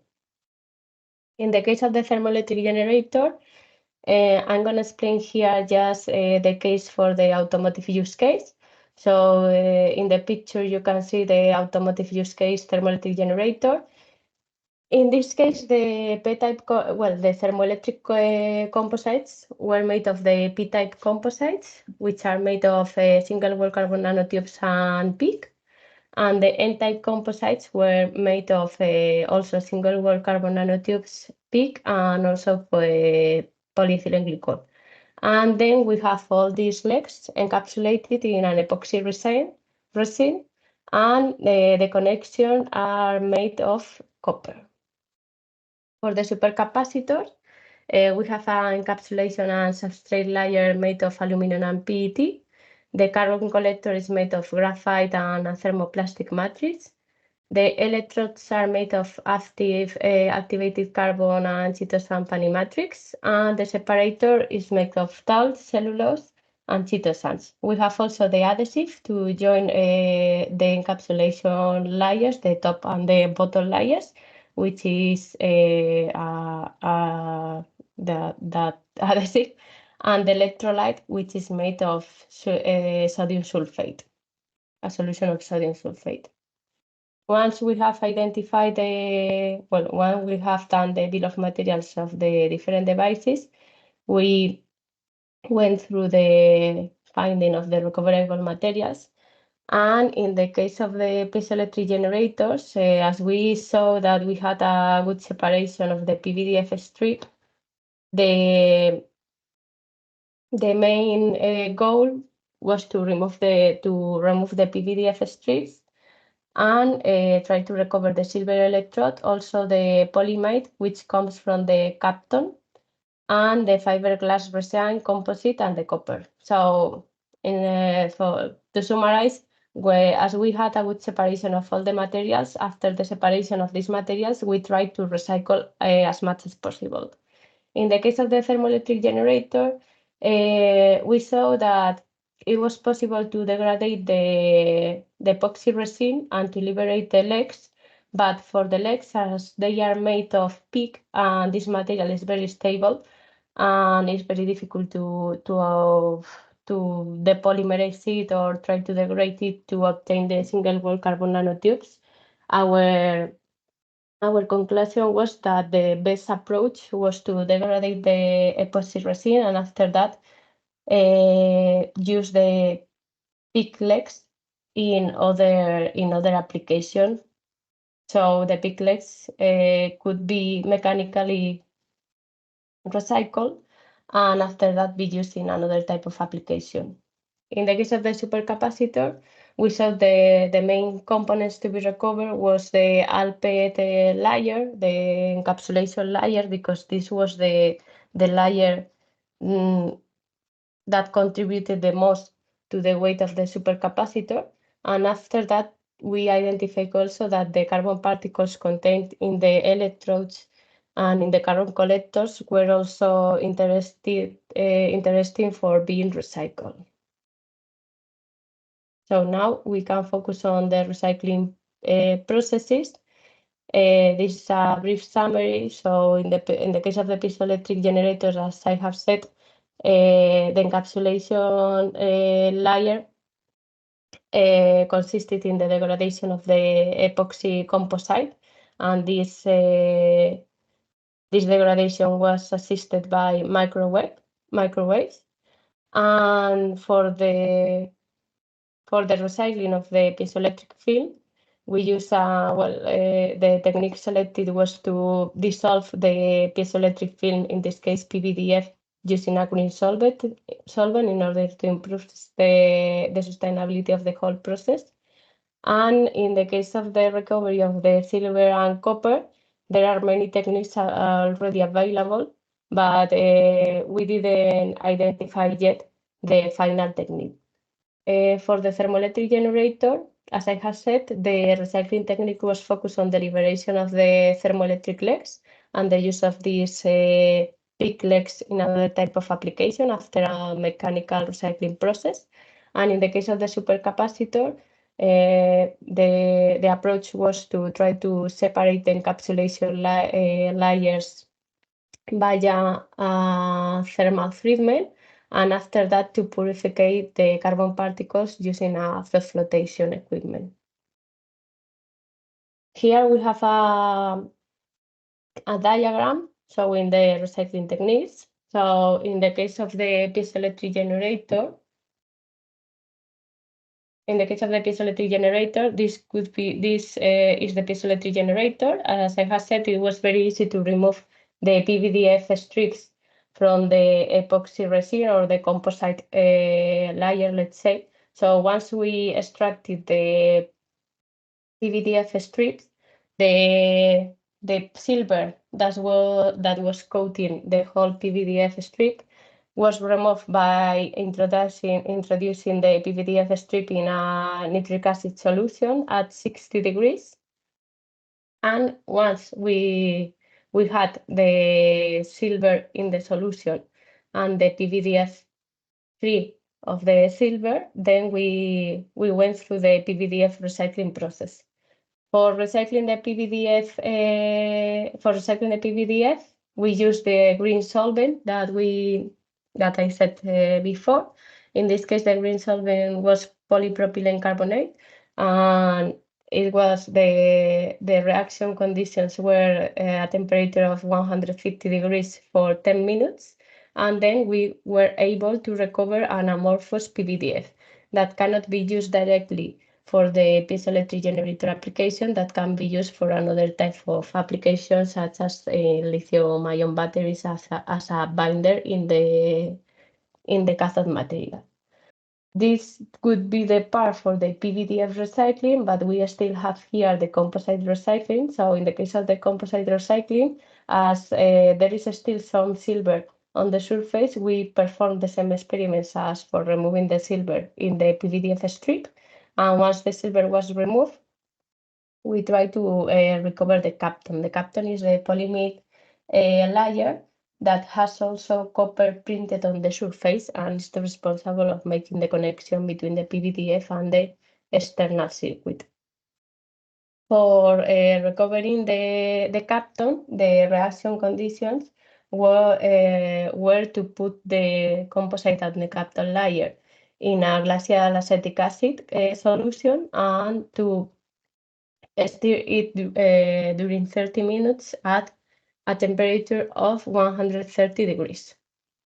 Then we obtain the capton layer, and after that the composite layer.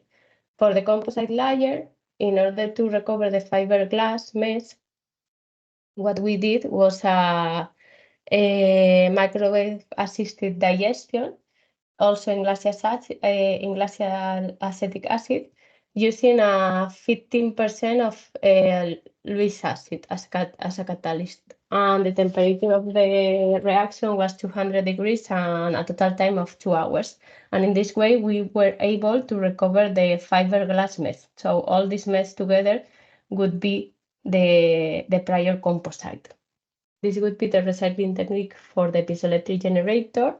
In the case of the thermoelectric generator, what we did was firstly the removal of the copper from the terminals. So the whole device was introduced in a nitric acid solution at 60 degrees in order to remove from the surface the copper connections. Once we have removed the copper connections, we applied harder conditions. In this way, this is a mistake because here should be 80 degrees. So for the degradation of the epoxy resin and the liberation of the peak legs, we needed a conditions of more concentrated nitric acid at 7.1 molar and to work during more than 3 hours at 80 degrees. And once we did these experiments, we were able to obtain the peak legs with the single-wall carbon nanotubes composites that can be mechanically recycled and used in another application, such as to be used in the production of new P-type legs, because in the case of the N-type legs, they cannot be used because they have lost some of the components during the recycling process. To finalize, this would be the recycling of the supercapacitor. So here you can see a supercapacitor. What we did was a thermal treatment to remove the adhesive that join the two encapsulation layers together, the bottom and the top layer. After the thermal treatment, it was easy to remove the carbon particles, that are these ones that are black. And then to purify the carbon particles, what we did was a frost flotation experiment. So in the case of the frost flotation experiment, we had to add a kerosene as a frother and also MEBK as a catalyst to separate the impurities from the carbon. So the result of the experiment was to obtain the purified carbon materials in the top part of the frost flotation equipment. So here would be the concentrate material, and at the bottom part of the beaker, we obtained the impurities, which were mainly the impurities from the separator. So most of them were talc. And then in this way, we obtained the pure carbon particles. This was everything for the carbon particles. In the case of the PET layer, what we didn't have time to research on the recycling techniques for this material at the laboratory, but we researched on the literature, and we found that the best technique to recycle this layer was the solution of the PET via an organic solvent, in order to separate the PET in the solution and the aluminum on the other hand. So the conclusions of this task. In the case of the piezoelectric generator for the PVDF recover, the conclusion was that we were able to recover the PVDF, but in an amorphous way. So it cannot be used again as a piezoelectric material, but it can be used in another type of application. For the Kapton recover, we recover the Kapton intact, but it's true that we should do more experiments in order to confirm that the Kapton can be reused again. The fiberglass quality looked good, but after doing some characterization experiments, we realized that the mechanical resistance test were not conclusive, so we would need to do more experiments. In the case of the resin board reuse, after the silver removal, it can be reused without any problem, so that was a good result. And the potential recovery of the oils after the digestion of the epoxy resin was promising, but we need also more investigation, as we found picomenol and naphthalene that can be suitable for other application, but we will need to research more on that direction. For the Maria, yes. sorry, if you can speed up, because we are 10 minutes in delay. Sorry. So for the thermoelectric generator, we had a good removal of the copper connection, so it was good, but it's true that the conditions for the resin degradation should be optimized to reduce the time, and that will be the main, and the reuse of the peak legs should be also researched further. And for the supercapacitor, we had a good removal of the heat using the heat treatment process for the separation of the layers, but we need to improve or research more on the techniques related to the purification of the graphite, and also in the separation of the PET from the aluminum layer. And here, well, as a result of the whole task, we published a research article that can be found here. And sorry for the delay. I don't know if anyone has question.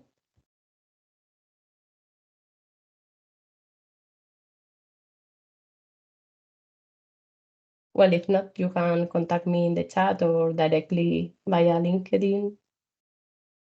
Or here is my email as well.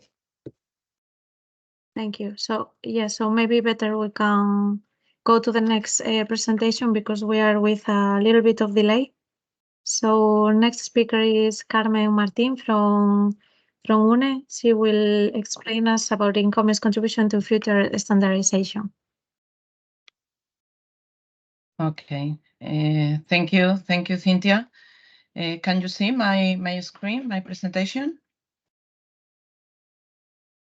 Yes. Yeah, okay. Thank you. Pues, good morning, everyone, and welcome once again to this workshop. Let's talk now about the standardization. I know that this is a completely different topic, but it complements the rest of the project activities that are being presented today. I'm Carmen Martin, representing the Spanish Association for Standardization, UNE, which is also one of the partners of the InComEss project. First, let me introduce our organization. UNE is a non-profit, private and independent organization located in Madrid, and it's the only official national standards body in Spain. We are member of the European and international standardization organizations. I don't know how familiar you are with standardization, but probably you have heard about ISO and IEC at an international level, and CEN, CENELEC, or ETSI at European level. So our main purpose is the development of technical standards in the electrotechnical, non-electrotechnical, and ICT fields, always working together with the stakeholders involved in each sector. Personally, in UNE, I'm working in the electrotechnical department, in an electrotechnical unit. And we also participate in international cooperation projects, offering advice and technical assistance in standardization, certification, regulation, market surveillance, and so on. So in InComEss, we have led task 9.3, advising and supporting the consortium on aspects related to standardization.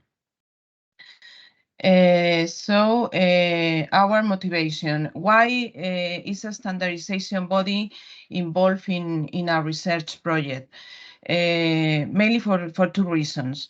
The first one, to communicate and disseminate the project and its relevance among the standardization community, where all the stakeholders are present. I mean industry, consumers, academia, university and research institutes, labs, regulators, etc.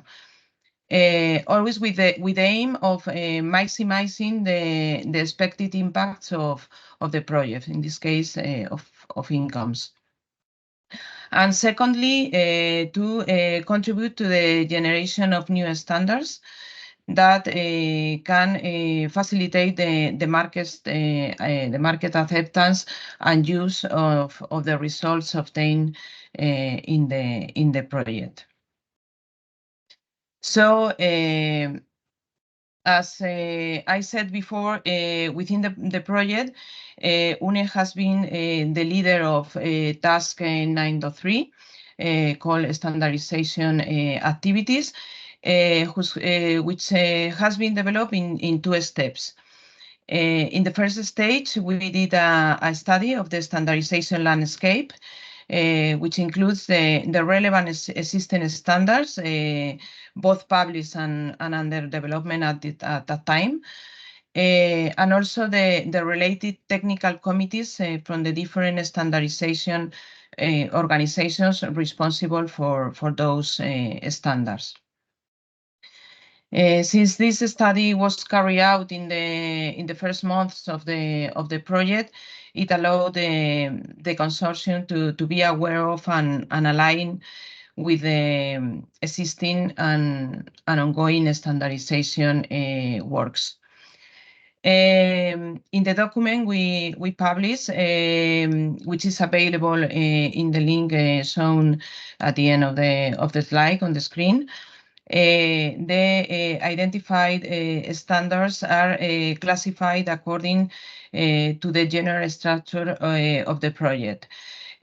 So we identified standards on piezoelectric materials for energy harvesting, thermoelectric materials, hybrid, also standards and standardization documents on power conditioning circuits, sorry, transformers, converters, supercapacitor for energy storage, wireless sensor nodes, and IoT. And in addition to these key areas, we also included normative references of other topics of interest, such as plastic, aerospace materials, printed electronic, nanotechnologies, and other topics. No, as I said, the document can be consulted in this through this link. So. In the second stage, we got in contact with the technical committees whose activity is more related to incomes, the ones you can see on in the table. The objective was to make them aware of the project and also to get some feedback about the project, the possibilities we have to develop a standardization document. I must say that that most of the committees showed interest in the work carried out in the project in InComEss, but maybe the most interested committees were Thenelec TC 40XA regarding capacitors, and also at international level ICTC 47 related to semiconductor devices. In any case, we were monitoring the standards of their work programs and kept in contact with all of them throughout the project. And as I said at the beginning of the presentation, the main goal of the standardization activities is to contribute to the generation of new standards or the modification of the existing ones. So at this point, we have followed two routes to materialize this contribution. On one hand, we have taken the first steps for ICTC 47, the semiconductor devices, to consider the inclusion of the cyclic bending test method for printed flexible supercapacitors developed by Tampere University in one of the annexes of the international standard regarding semiconductor devices for energy harvesting and generation, the IC 62A30 part 8. Probably this test is mentioned in the next presentation. In any case, since the modification of an international standard takes a long time, even 1 or 2 years, the formal review of this IEC standard would be outside the time frame of the project.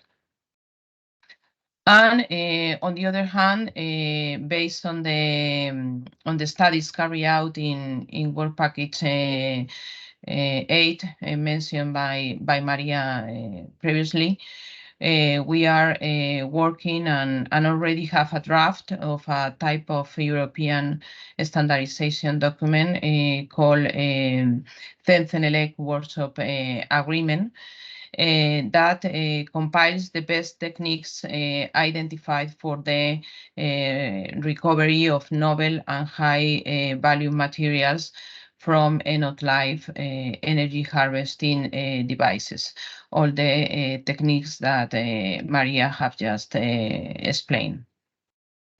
This topic was chosen because of the current relevance of all aspects related to sustainability and also circular economy, and at the same time due to the lack of standardization documents in these fields. I have to say that this document is being developed in the framework of the European standardization organizations, CEN and CENELEC, outside a little bit outside of the InComEss project. And in the first link on the screen, you can see, you can find the announcement of the development of this document and all the related information. And well, finally, the document is expected to be published in March. And when published, it will be available for view and free download on the CENELEC website through this other link. So that's all from my side. Thank you very much for your attention. And it was short. I think we have recovered some time. So if you have any question, and these are my details, contacts. Thank you. Thank you, Carmen. Is there any question regarding the standardization aspects of the project?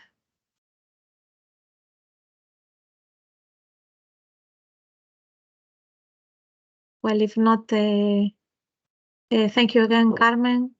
Well, you have there her email, so for any question, please contact her. So we will do a coffee break now for 10 minutes. So we come back at 11:20. And well, please remind that this event is being recorded because we aim to upload the recorded video at the YouTube channel of InComEss project. So in a way that it will be open to all public. So I will share my screen and we'll see you at the 11:20 here. Bye. Thank you.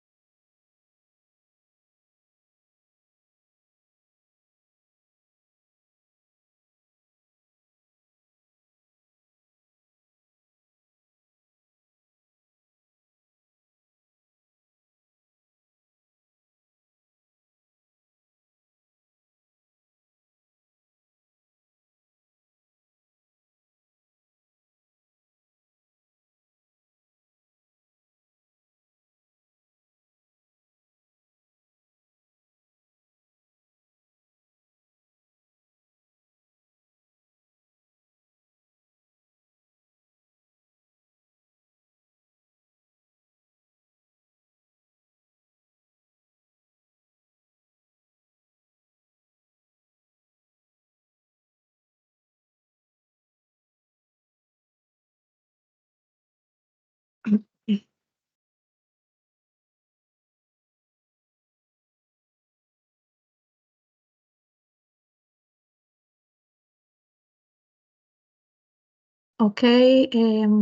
hi everyone.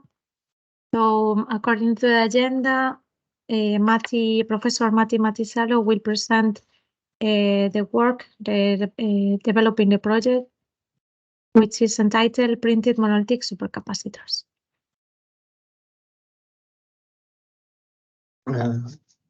Thank you, Cynthia, and let me just check that I got everything over here. You are seeing the presentation, right? Yes.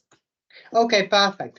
So first of all, really great to be here today, presenting our part in collaborative work in the part of InComEss. So I'm Matti Mäntysalo, a professor from Tampere University, today giving the presentation. But in this work, there has been 4 different entities giving their input all throughout the whole research. So Tampere University, IPF, Senti, and Skeleton. And you can find the contact information of all partners over here. So what is our role? What we did in InComEss, and what is our printed monolithic supercapacitors?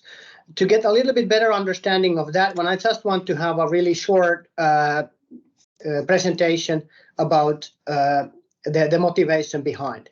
So if you really think there's a number of sensors worldwide, and these are continuously monitoring in the different kind of let's say logistic, agriculture, or in case of InComEss, smart building and aviation are the key parts. So these sensors are collecting information, and through these connections, they are going to be used to the other parts. So if you look carefully these sensor elements, they typically contain a microcontroller unit.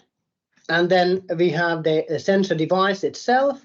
Then we are connecting it to outside of world via some kind of a wireless link.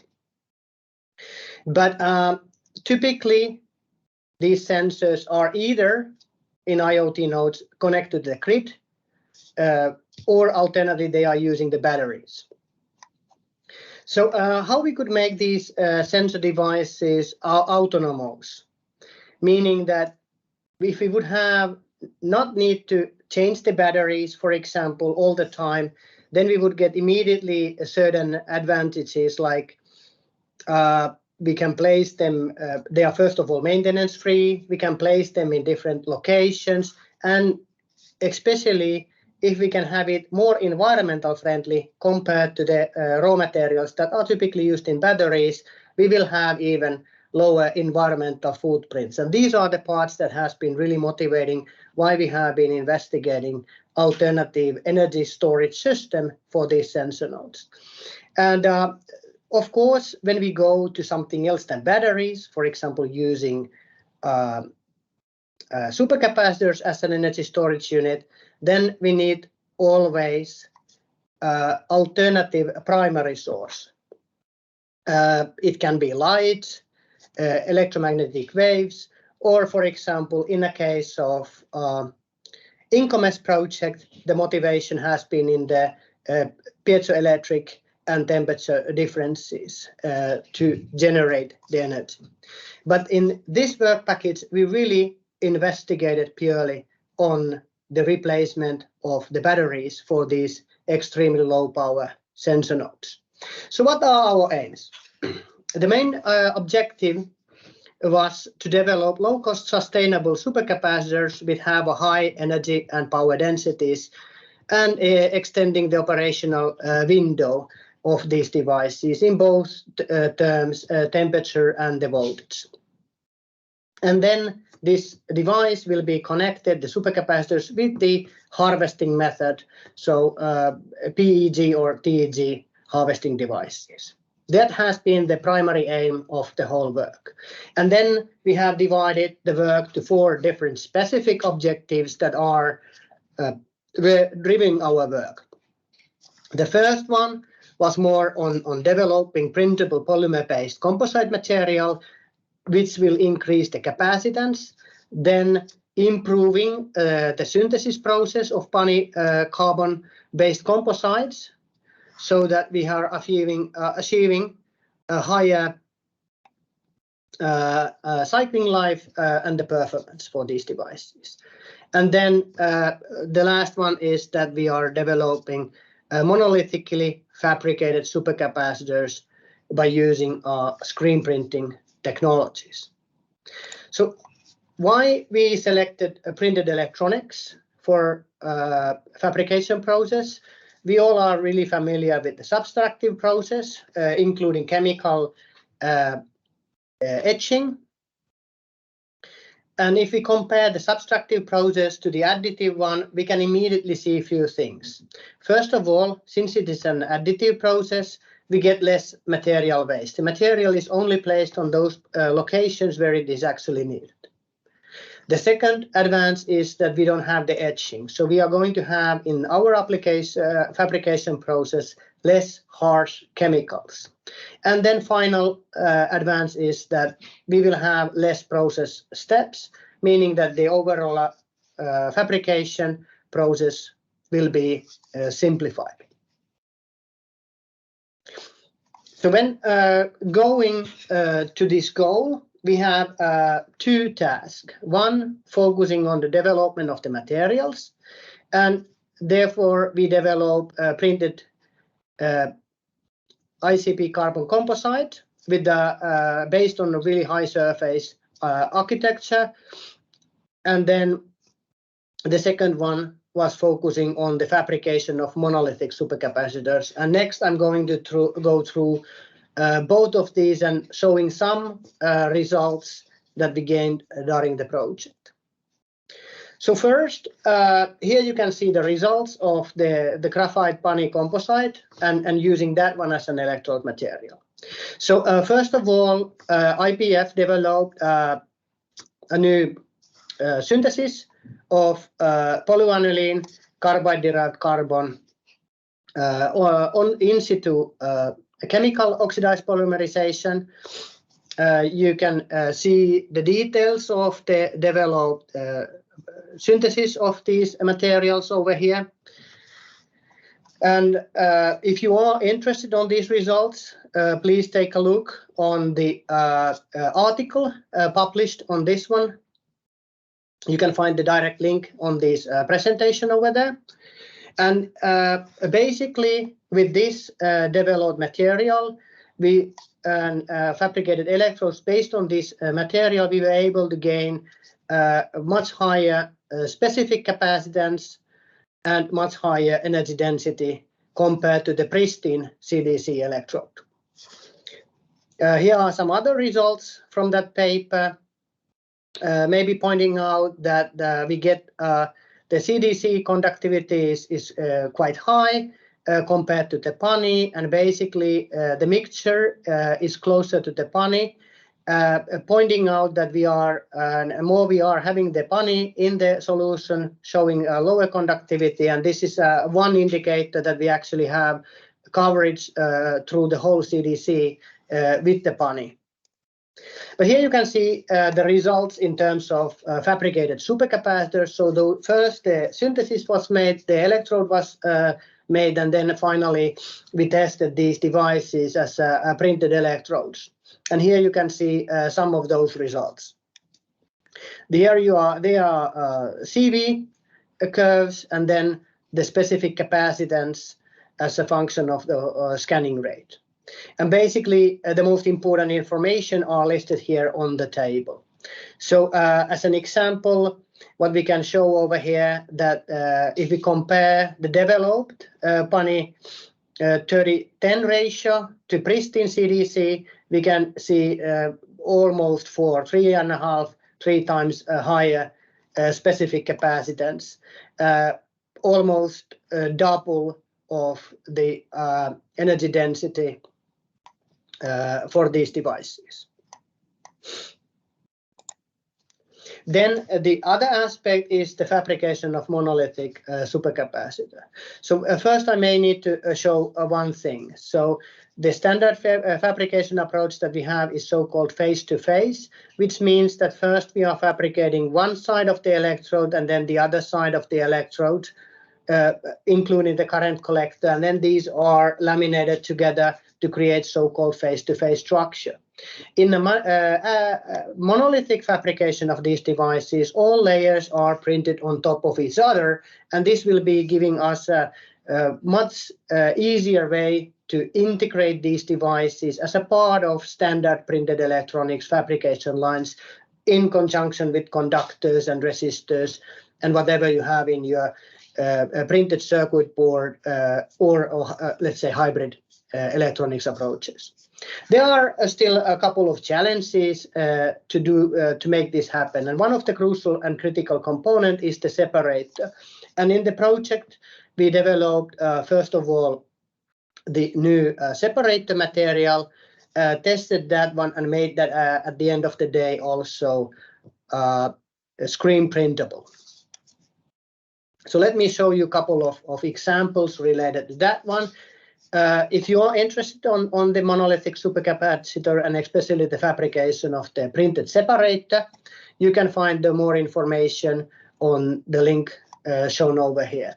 But just a couple of points. So the main, or let's say the biggest challenge of printing a separator is that it needs to be pinhole free. So we need a solid structure, but at the same time it needs to be porous so that the ions can move through that one.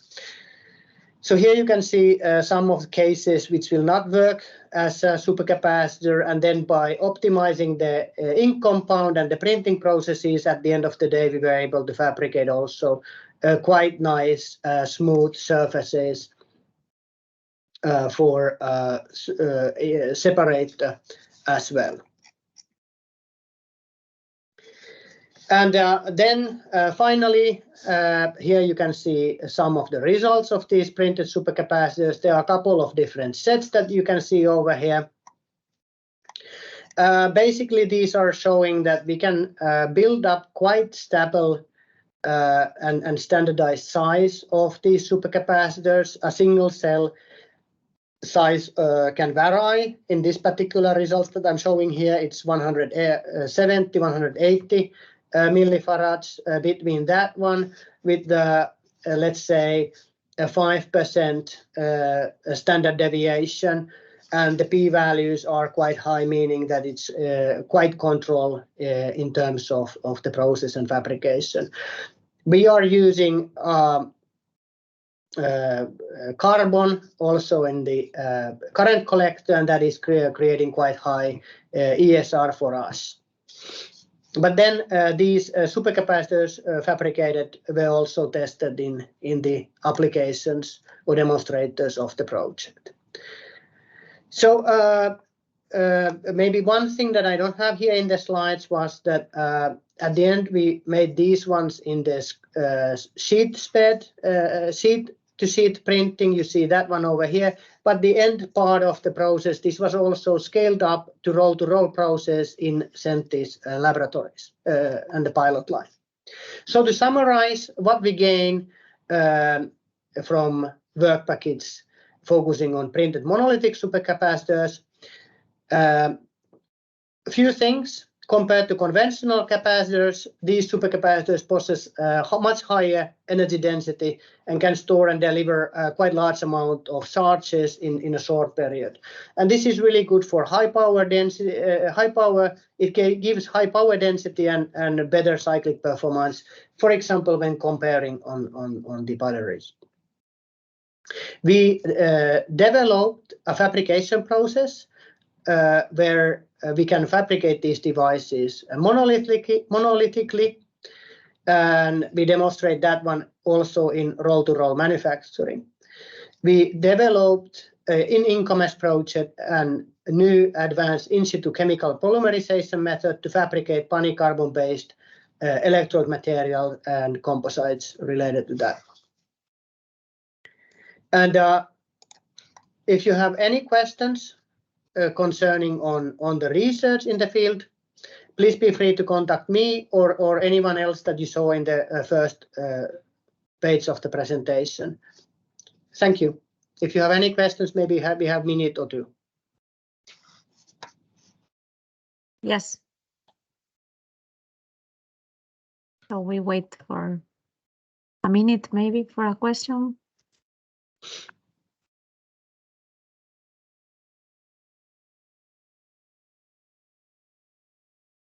Yes, may I have the questions for you, Marty from NanoSil?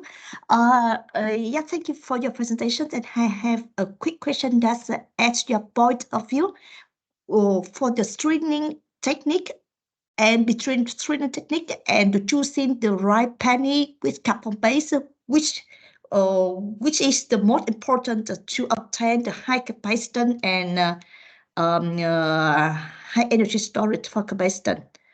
Which one, choosing the right technique or for example, if we can have the panel with another kind of the carbon base, higher conductivity, higher properties, for example, that we can improve for the capacitance. If I got your question correctly, I think we can't really say. It really depends on the application as well. That what are the parameters that you are looking for the wireless sensors? There are many different electrode materials developed, including 2D materials. But basically, what I would say over here, we can gain quite high capacitance over here with a PANI carbon compound that is still scalable, so you can fabricate quite high supercapacitor capacitance values, which is an important parameter, especially for the wireless sensor nodes if you want to replace the batteries. So it really depends on the applications. Are you just giving a buffer for your device that there is a short period of time when there is no power, or if you are using this one almost like the energy that you harvest time to time, and then this is used for balance that one. So I must say that it depends on the application. Mm-hmm. Okay, thank you very much. Thank you.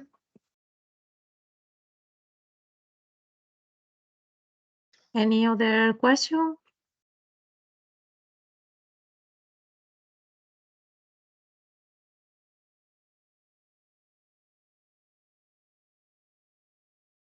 Okay, so well, just a reminder that you can always post your question through the chat or reach directly the speaker by email.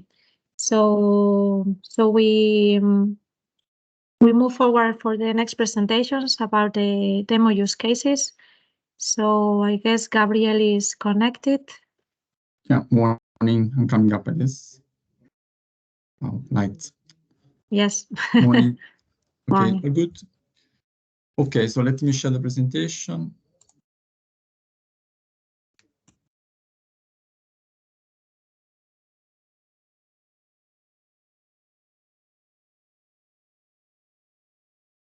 Okay, so I'm ready, sorry. So I'm Gabriele. I'm working at Sonaca in the R&D unit as a composite manufacturing technologies research programs, essentially. And today I'm going to present you the results about the validation of the InComEss technological concept, specifically focusing on the thermoelectric and piezoelectric energy harvesting system for application in aeronautics. Okay, it's not going up. It's not moving, right? Yes, it's not moving. Yeah.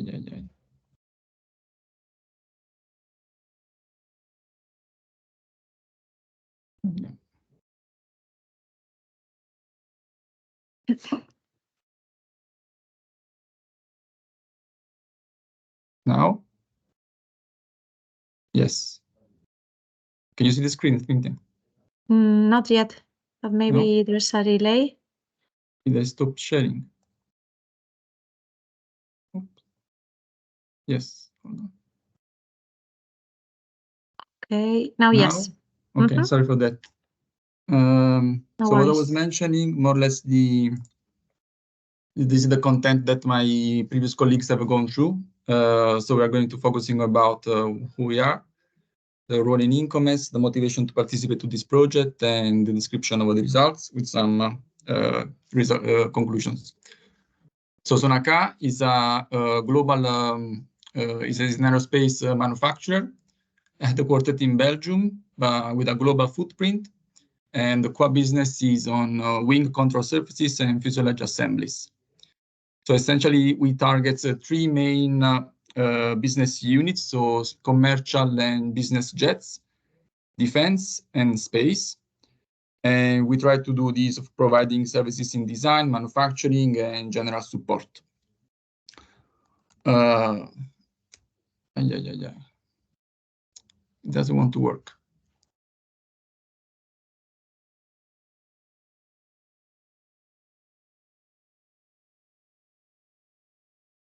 Okay.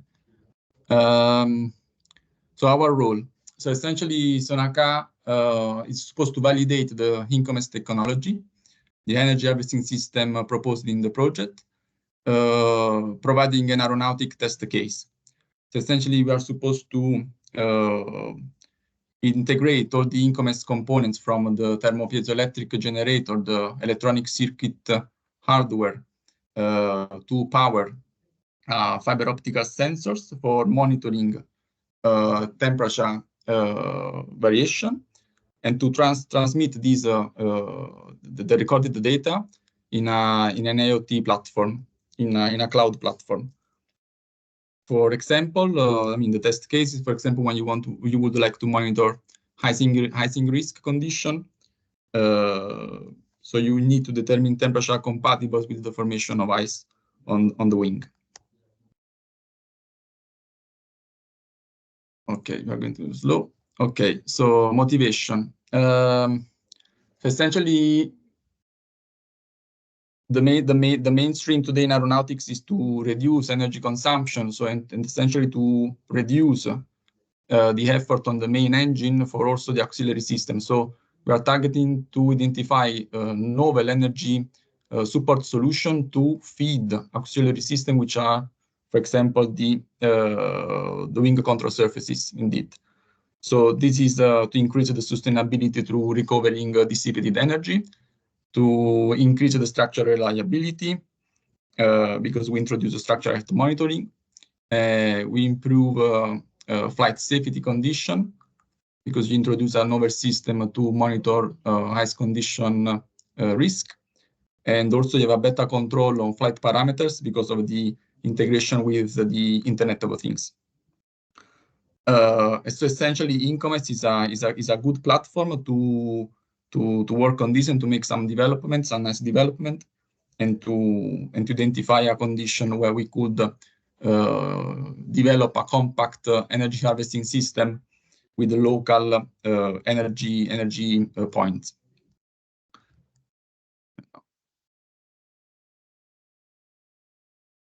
Okay, so the aeronautic test scenario. So essentially, we are supposed to demonstrate the applicability of this thermopiezoelectric generator, which is essentially the layup of the two individual elements, the piezoelectric and the thermoelectric generator developed within the project, and to lean on the exploitation of mechanical and thermal loading conditions. The novelty within this project is the geometry. I mean, in addition to the concept, of course, but it's also the geometry proposed for this patch, for this component, because it is a disruptive flat configuration, which is supposed to adapt to the airfoil geometry, to the inner side of the airfoil geometry. So the concept is supposed to be validated under flight condition, under exposed vibration intensity condition, and a determined level of temperature profile. Wow. Okay, so we moved according to a stepped approach. So at the beginning, we decided to make a sort of preliminary assessment of the electric performance of the individual patch, so the InComEss thermoelectric generator and the InComEss piezoelectric one. So we start with the thermoelectric one. So what we have here is a thermoelectric patch developed by IPF and Hyman. And the concept here is to bond the heater mat, the patch, on a composite skin laminate, which is heated on the other side by a heater mat. So you impose a specific temperature profile, and all these assembly is introduced into a cooling chamber, where you impinge nitrogen, liquid nitrogen, to achieve different thermal conditions, different ranges within, in this case, a range between 40 and 70 Celsius delta degree. However, what the results demonstrate that the InComEss thermoelectric patch is poorly performing, with a voltage in order of 1,000 volts. So the activity on these was essentially put on hold, and the possibility, also manufacturing constraints and time constraint limitations essentially pushed us to just focus on the InComEss piezoelectric generator. So we couldn't demonstrate the TPEG as a whole unit. Okay.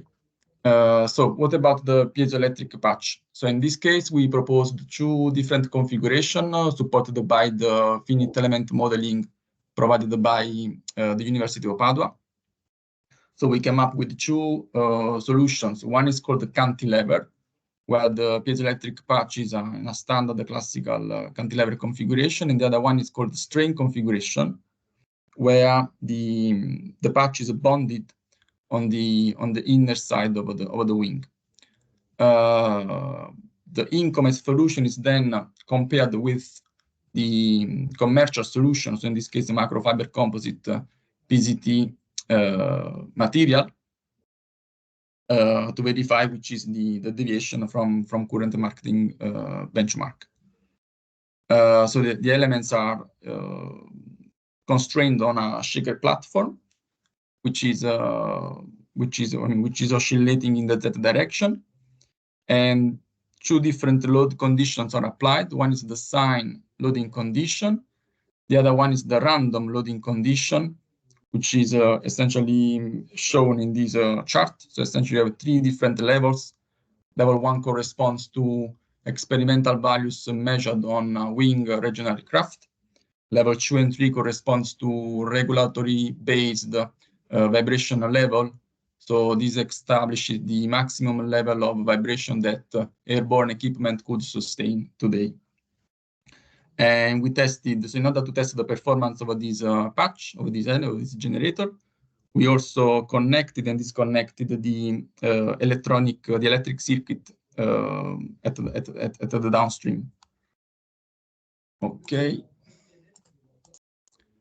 Okay, so the preliminary result essentially demonstrated that the InComEss piezoelectric patch under assigned loading condition has an open circuit voltage in order of 1/10 of a volt, but the same applies also to the commercial solution. However, the InComEss piezoelectric generator has a voltage in the order of hundreds of volts, so 30 millivolts, something like that, when the enclosed circuit. So these push to have some additional investigation and understanding to verify if there was some sort of setback within the whole system, the whole energy harvesting system. Instead, but in any case, I mean, what we could infer is that the piezoelectric generator is responsive to low energy external vibration for the scope of feeding fiber optical sensor. So I'm just summarizing in a table format essentially the comparison between the InComEss piezoelectric patch and the sine random condition and the commercial solution. So essentially you have open circuit voltage in the order of 1/10 of a unit, sorry, 1/10 of a volt. but the InComEss solution significantly knock down the voltage. If you go up. Okay. Instead, for the commercial solution, the configuration tested was the strain one. So essentially, you have two patches bonded onto the composite skin or onto an aluminum panel. And in this case, when the panel is exposed to a certain level of vibration, so from 1 to 3, again, the open circuit voltage is positive, is satisfactory in the order of tens of volt, with a minor, with a limited drop in terms of connection with the downstream electronic circuit. But in any case, the system here is responsive to high range external vibration. Okay, so again, this is the table, just comparing. Okay, so based on this preliminary assessment, we tailored the test demo validation, and essentially we considered about a solution where we could separate, we could maximize the energy harvesting at stage 1. Then you have an intermediate stage where all this harvested energy is stored and managed by the printed circuit board, the power conditioning circuit, and the supercapacitor.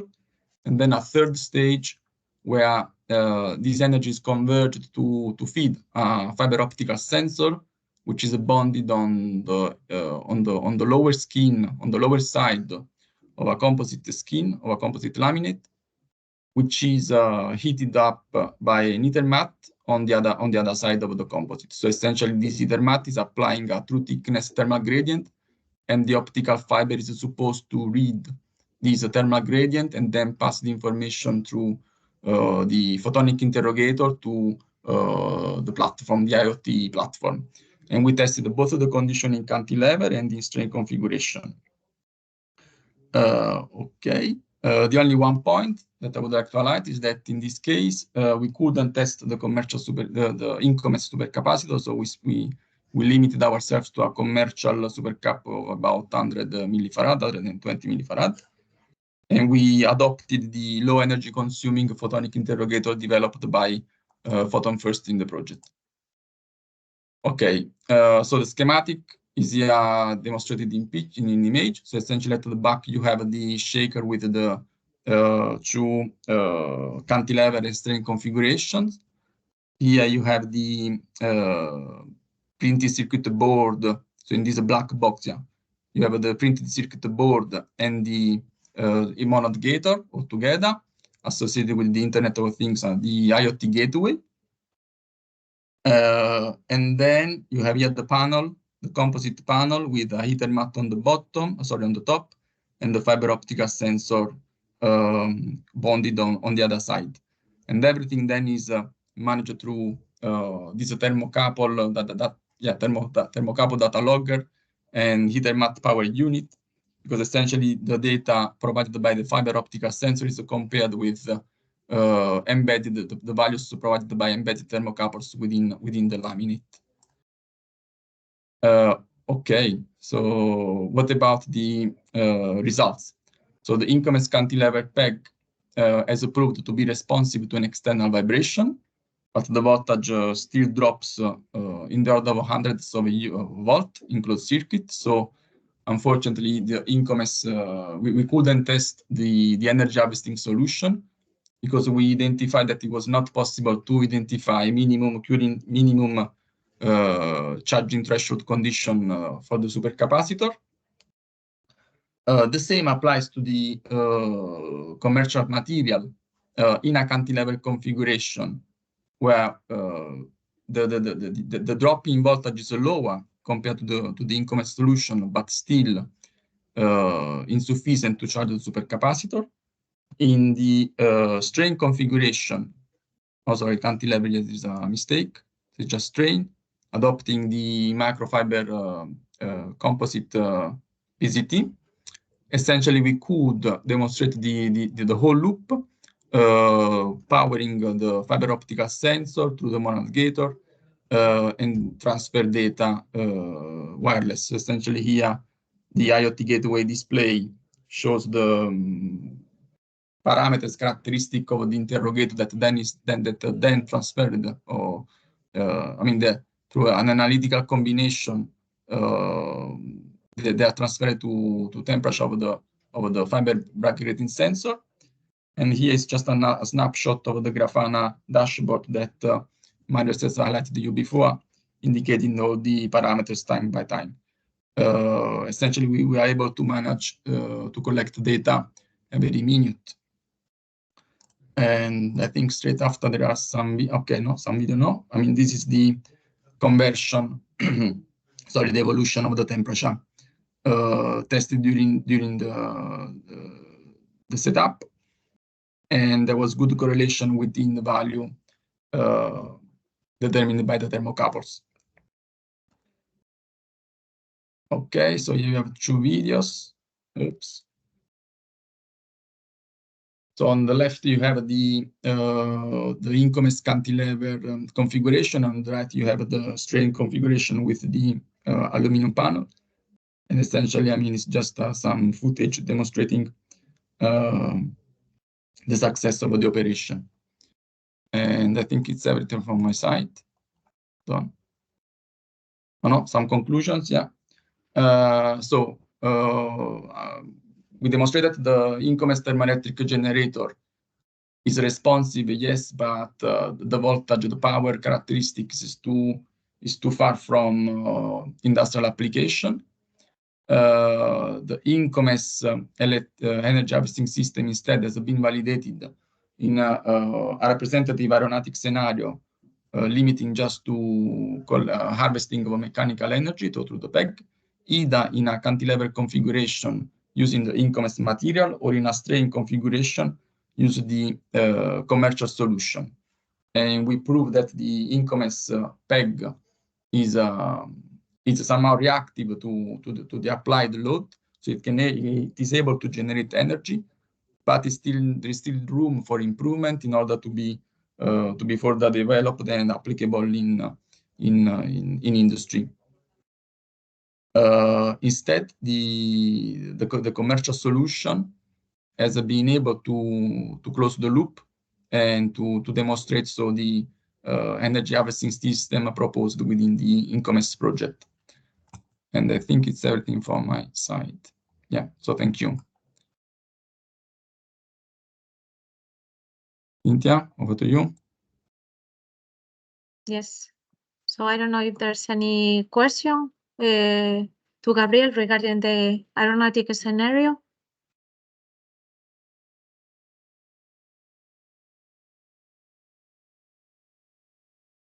Okay, so, well, if not, maybe somebody can reach you by email, Gabriel. Yeah, of course. Yeah.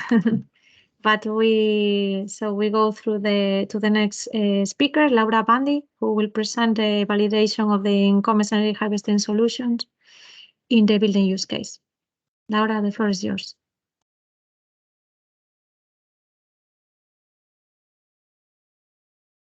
Okay, perfect. Hi. Good morning, all.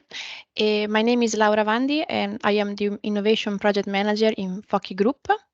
Today, I have the pleasure to present you the activity conducted within the InComEss project. In particular, I will talk about the validation of InComEss system in the building application, giving a particular emphasis on the structural health monitoring for building envelope. But first, let me introduce the company which I represent today. Foki is an Italian company who is specialized in high-tech facade solution. Foki design, engineer, manufacture and install bespoke curtain wall facade. Our main business, market business is 80% in the UK, followed by USA and Italy.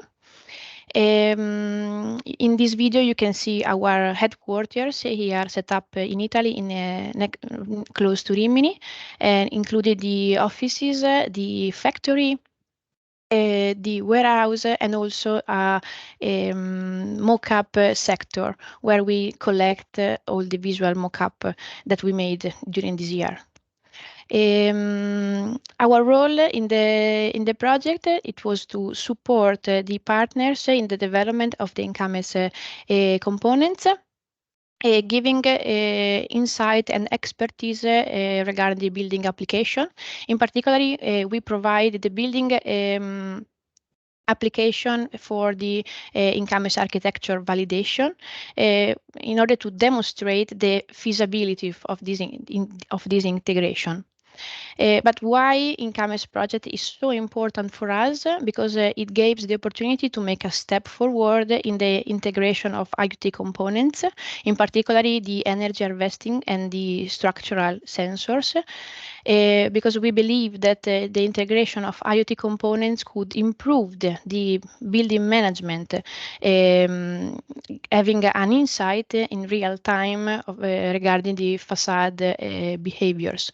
So for us, it was really important to investigate the integration of piezoelectric materials within the facade, which generate energy by natural forces, natural vibration. So it's important also to mention that our market segment is mainly high-rise buildings. So as we can see from this slide, in these kind of buildings, the wind speed and pressure is higher than other types.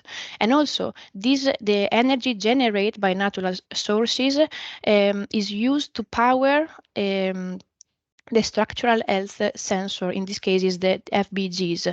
So it's a really good solution, it's a closing solution which gain energy from natural vibration. But let's start with the activity conducted. The methodology that we have developed within the project is mainly divided in three parts. The first one is the analysis of the InComEss components in order to understand their characteristic, the functionings, and the potential they have, and then also to research and investigate the integration and connection among them. The second part, the second steps of this step of the methodology was to design and preliminary testing these components by integrating them in the facade solutions. And the third one is the final configuration. So we gain the output from the previous steps and validate the InComEss system in a performance test. Let's start with the energy harvesting part. First, we have defined the facade components suitable for hosting the piezoelectric materials, considering all the boundary condition and facade requirement. That could be for sure the aesthetical appearing. So this integration should have to maintain the visual harmony of the entire building, together with the maintenance requirement and also replicability of this solution. For this, as well as guarantee the energy performances of these materials, of the piezoelectric materials. So in the second, in these two slides, in the next two slides, the preliminary test and the configuration defined in this phase are shown. In fact, in the first test, we obtain with a commercial cantilever configuration, we obtain a voltage average range between 0.3 and 0.5 volt, while in the second preliminary test, we obtain 0.5 volt, an average of 0.5 volt and 0.75 volts. The difference with this configuration with the previous one was that we moved the commercial cantilever towards the inner part of the cladding. So we gather the vibration due to the natural power which enter in the ventilated cavity. This configuration was developed by Senti, and they already present in the previous slide this morning. What I want to underline that in the previous configuration, the piezoelectric material gather energy vibration due to the vortex effect, while in this case the InComEss patch vibrates thanks to magnetic forces due to the wheel rotation. But later I will show how we have integrated this solution in the facade system. Regarding the structural monitoring, again, we firstly define the most stressed facade component and the relative parameters that we need to monitor in order to have an overview regarding the structural health of the facade. So we firstly investigate the characteristic and the functioning of the FBG sensors, and we discover that they have a great potential to be integrated in the facade system due to their dimension and length, but they can monitor the temperature and strain. For this reason, we also integrate in the facade system with other commercial sensors to have an overview of the facade behavior during the test. Let's move on towards the final testing validation. Here, for this phase, we design facade prototype, which is composed by six glazed facade modules. The upper part of the facade module in the ground floor, it was designed. It was include an opaque part in order to integrate the configuration for the piezoelectric. So you can see here in this part, 3 different configuration has been integrated in the ventilated cavity. The most important, the main focus was given to the entire InComEss architectures. So we integrate all the components, all the technologies, but also we wanted to integrate a parallel monitoring system for structuralized monitoring. So together with the FBGs included in the InComEss architecture, we integrate other cables in order to understand also different behaviors, and also, as I said, some commercial sensor. And also regarding the energy harvesting, we integrate 2 different components in order to understand the most optimal configuration.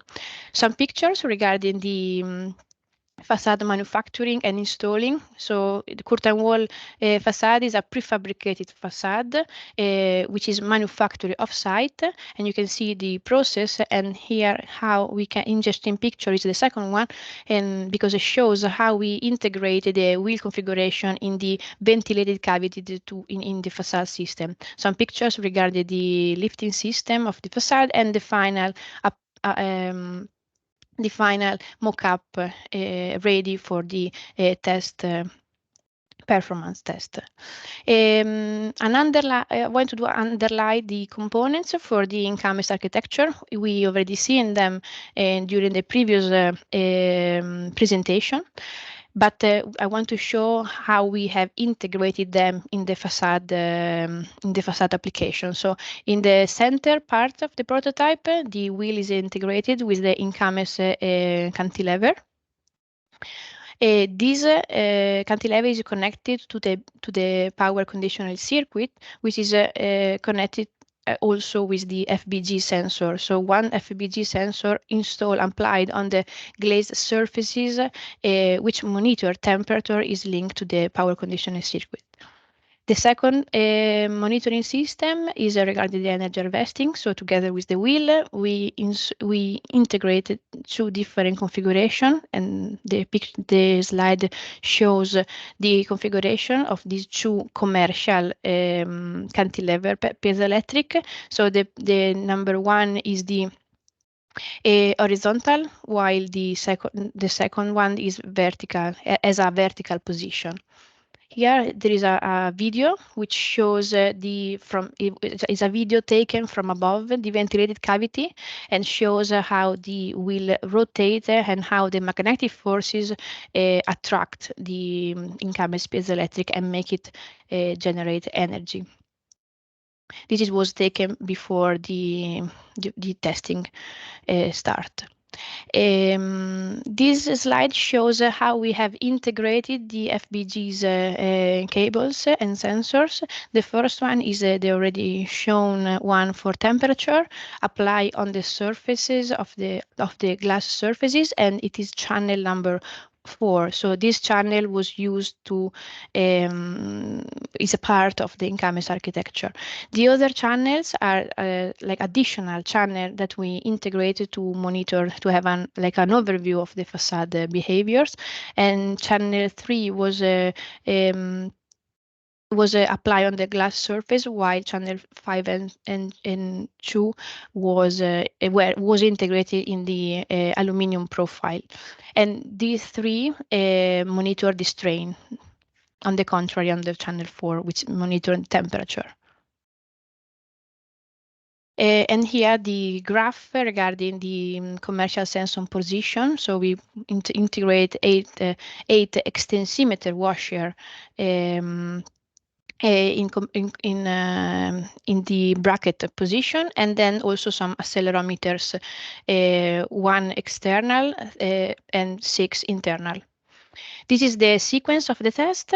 We can see, as I said, we wanted to show and simulate the condition in high-rise buildings. So there is air, rain, and wind, and also impact test, and how and it shows the pressure that hit the facade, and some pictures regarding the testing itself, the sprinkler for water, monitoring system, and some video regarding this is the raining test, the dynamic rain test with rain and also wind pressure. And here there is the impact. So with a double tire, we simulate an accidental impact towards the facade. And then some result, which is the most important part. In this slide, I wanted to show the test where the piezoelectric cantilever, commercial, and the wheel obtain a higher level. So especially during the dynamic one, when the ventilator was in this configuration, the piezoelectric produced a peak of 30 volt and an average volt of 8 volt, while the second piezoelectric slightly less, but still a good result. In this configuration, in this test, unfortunately, the wheel configuration did not produce irrelevant voltages, significant voltages, and but what we wanted to underline that during the preliminary test, the voltages was obtain a good result. But the wind speed was used was less than during this test. So we can say that the wheel configuration perform better when the wind speed is less than 5 meter per second. But also we validated the InComEss architecture because I mean not the entire one, but single components functions, and we can say that they were validated because we could see the real-time FBG's data, but supplied by a commercial battery. So we need to say that the energy obtained by the wheel was not enough to supply energy to the circuit. And also some data, some graph regarding the data obtained and the result obtained by the FBGs, not the one with the temperature, but this is the strain obtained during the test. Some conclusion, just to finalize the presentation, we can say, as I said, that all the InComEss components were validated. and they function singularly. The only problem was the energy harvested was not sufficient to power the monad gators. Also, the other configuration 1 and 2, we tried in the meantime during the test, but still, even if we gain 40 voltage, one we connect to the power condition and the voltage drop due to the low frequency. So we need much more voltages. Regarding the energy harvesting, as I said, the wheel configuration performed better with a wind velocity lower than 5 meters per second, while during the test the velocity was higher than 9 meters per second, and also the wind direction was perpendicular to the facade during the test. But still, the integration, but it was validated because we guarantee the visual harmony of the facade. So energy performances and aesthetical appearing was obtained. And regarding the structural monitoring, in this test, the FBGs and sensors reveal the great potential for the building user application due to their length, dimension, and functioning, and also the tolerance. And the piezoelectric could also be a good solution for monitoring the impact against the test due to the vibration. So this is the end of my presentation. If you have any question, I would be more than happy to reply. Thank you. Thank you very much. Thank you, Laura. Very interesting, all the tests that you have performed. So is there any question from the audience? Yes, good morning from FastSmart project. Very interesting the presentation, especially concerning the applications, because in FastSmart we have other sectors addressed. And it's a question for the aeronautic presentation and the building presentation. In your opinion, how far is it in field a real application exploitation of energy harvesters? Because now we all speak, I think, about the TRL 5.6. A question for you, Laura, and also for Gabriele, whose name, in the aeronautic sector. Just a curiosity. Thank you. Thank you, Maddalena. If I can start answering, maybe I can later give the floor also to Gabriele. This is a really, really, really good question because we also investigated this possibility. For sure is a further investigation that needs to be done, in particular because we tested one single commercial cantilever, and it would be really interesting also to monitor try to monitor more multiple cantilever patch and see how they behave together. Maddalena, can you hear me? Up again, sorry. So it's a very good point, to be honest.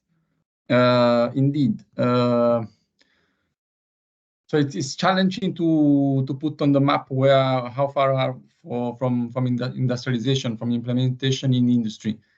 In our case, just bear in mind that we would like to activate or to monitor the icing condition, right? So in our case, usually you have today we are targeting the utilization of electric de-icing system. And we would need something around kilowatt, sorry. And this means that you are pretty far from today's application. So this means that we would need about 2,000 InComEss piezoelectric in a cantilever configuration in the wing slot, which is unfeasible. But if you consider the commercial solution still in a cantilever configuration, we could have, I think we got some sort of a 2 volt with the downstream electric circuit connected. And because the monad gator required, the supercapacitor required a minimum threshold of about 5 volt, this means that you would need just about at least three commercial piezo in a cantilever configuration, which is acceptable, but still Just imagine that a wing slat, I mean, a wing is about, I don't know, more than 7 meters long. It depends, I mean, on the range, but And I mean, it's a good progress, to be honest. Your conclusions for you and Laura apply not just for the InComEss products, but in general for this kind of products, correct? Because they are kind of more usable now for lit up lights and not substitute for this application. This one more extreme. It applies to all the products, I think, also the already commercial one. Yeah, correct. Thank you. You're welcome.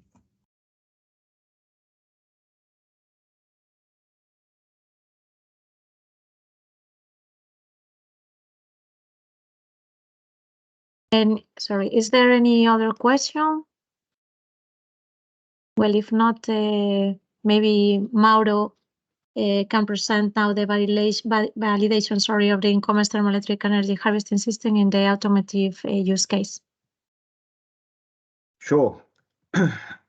Can you see my screen?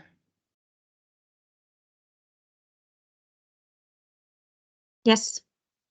Perfect. So, good morning, everybody.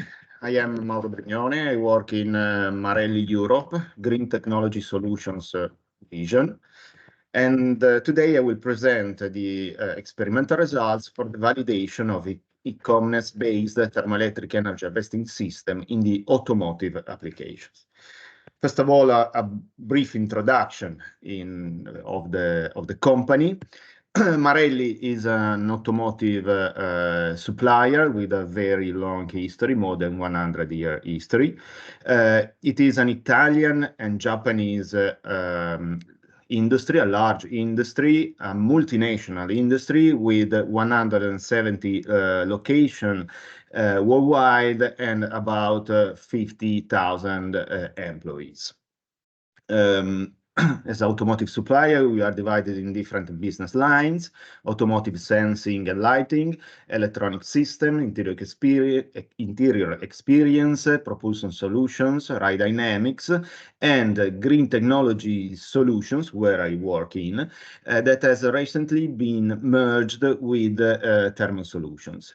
So our business is to develop system and technologies to cut off the pollutant emissions from combustion engines, so after treatment system or exhaust system, and also to develop system and technologies for the thermal management of both conventional combustion vehicles, but also full electric vehicles.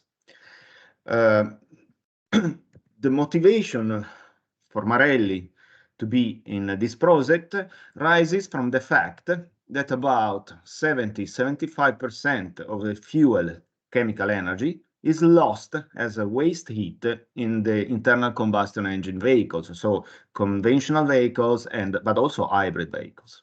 And in particular, around 1/2 of this wasted power is in the exhaust gas. So recovering or harvesting even a small amount of this huge wasted power could have a valuable impact on the vehicle energy management. And a candidate technology to do so is the thermoelectric generation.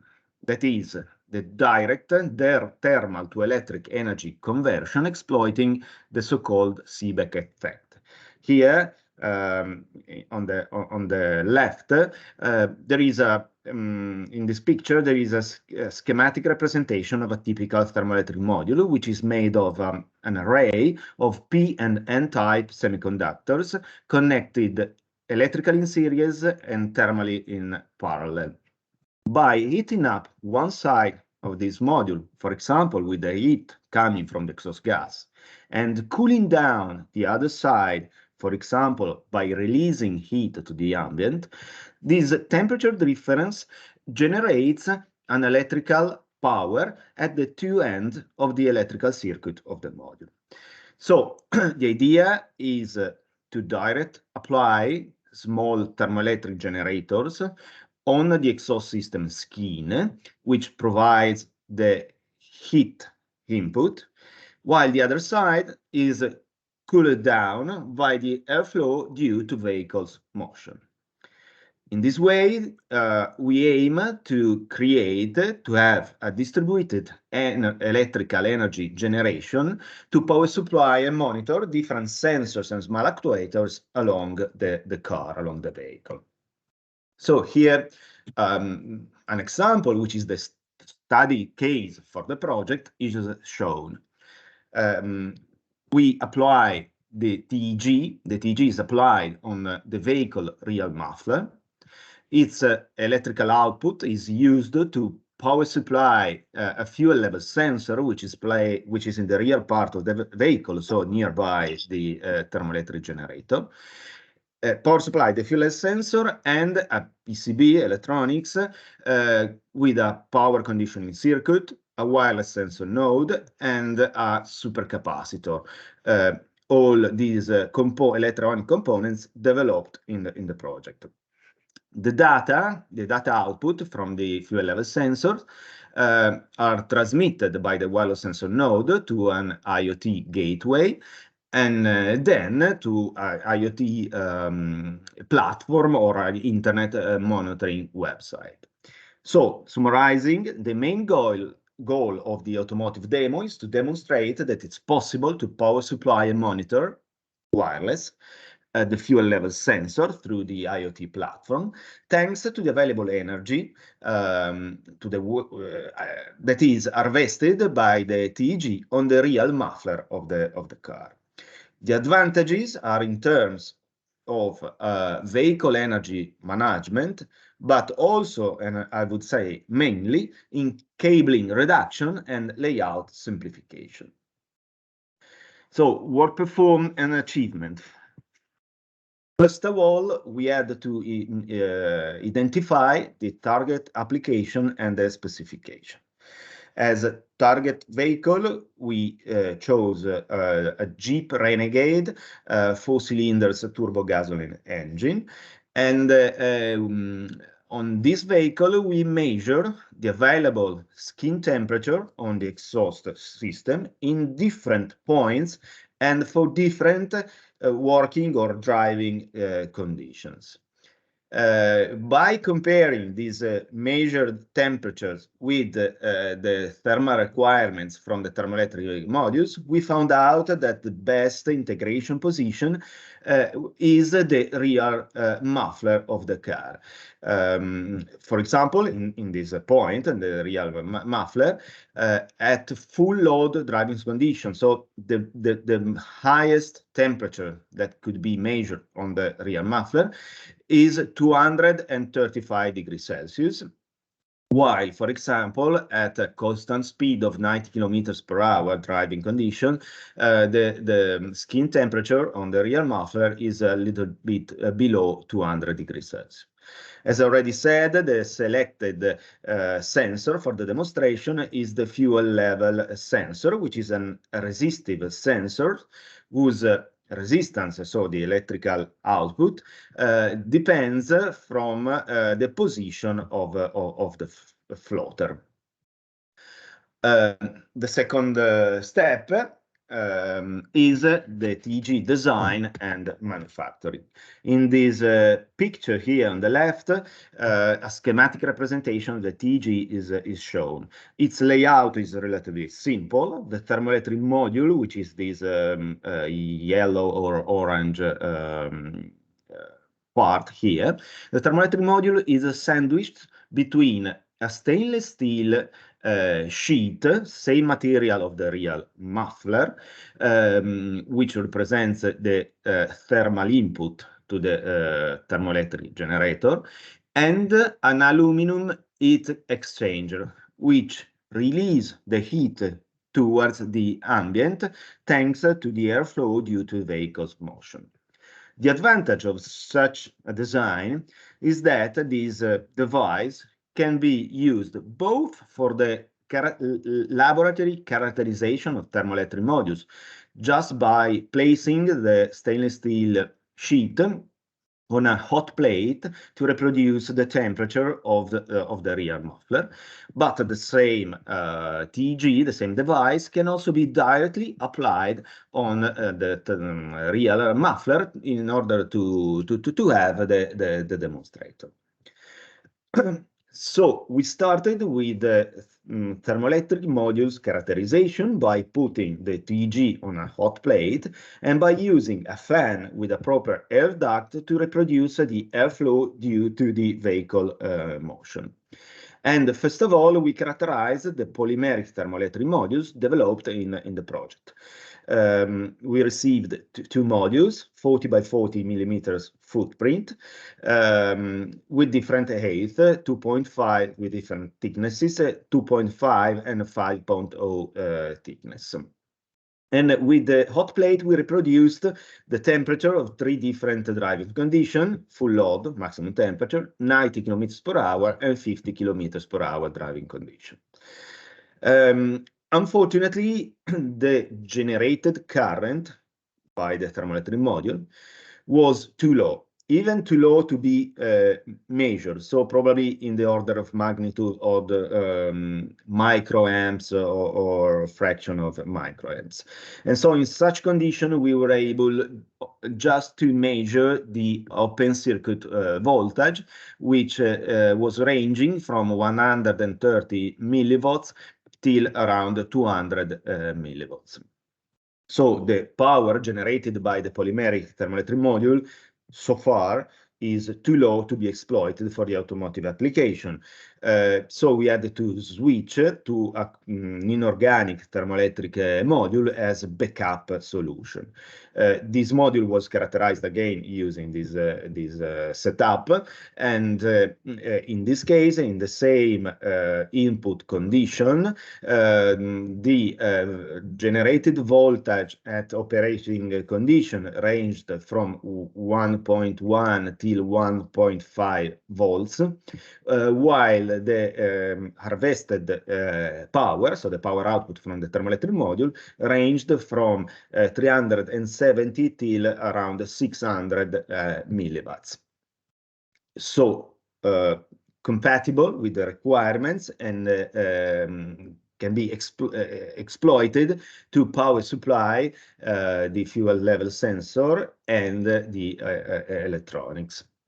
So using this inorganic thermoelectric module, we started the manufacturing of the demonstrator. So first of all, a window or an opening was cut in the external skin of the real muffler, and on this window the stainless steel sheet from the TEG was welded, being in this way in direct contact with the hot exhaust gas coming from the engine. And then on it, the TEG was completely assembled. Then we connected the muffler with the TEG with a burner you see in this picture here. A burner that can be controlled in terms of exhaust gas, mass flow, and temperature. So with this burner, we are able to reproduce exactly the same output, thermal output, coming from the engine. Again, we used the fan and the air duct to reproduce the airflow due to vehicle motion to cool down the other side of the thermoelectric module. And the TEG was connected to the wall system according to this scheme. So the TEG is power supplying the electronics with the power conditioning circuit, the supercapacitor, and the wireless sensor node. And through the electronics, the TEG is also power supplying the fuel level sensors. The data output from the fuel level sensors are read and transmitted by the wireless sensor node to the IoT gateway, and the IoT gateway being equipped with a SIM car, the data are transmitted to the IoT platform, the monitoring website. test conditions. So we validated the whole system in 3 different working or driving conditions, corresponding to steady state 50 km per hour, steady state 90 km per hour, and full load. And for each working point, different fuel levels have been reproduced, 5 different fuel levels: empty, around 1/4, around 1/2, around 3/4, and full. After this first validation trial, I will show you the results in the next slide. The muffler with the TEG was mounted on a road simulation bench. The entire exhaust system on this bench is connected to 6 hydraulic actuators that reproduce exactly the same vibration, so same frequency, same acceleration, and same intensity, that the onboard exhaust system experiences during the driving condition. So in this way, the real muffler with the TEG is subjected to vibrational fatigue to verify that the vibration, that real life vibration, have no impact on the system, InComEss system performance. So finally, the experimental results. Here there are 3 tables. Each table is related to a different driving condition, so 50 km per hour, 90, and full load. The first row is related to the first trial validation, so before RSB test, while the second row is after the vibrational fatigue, the RSB test.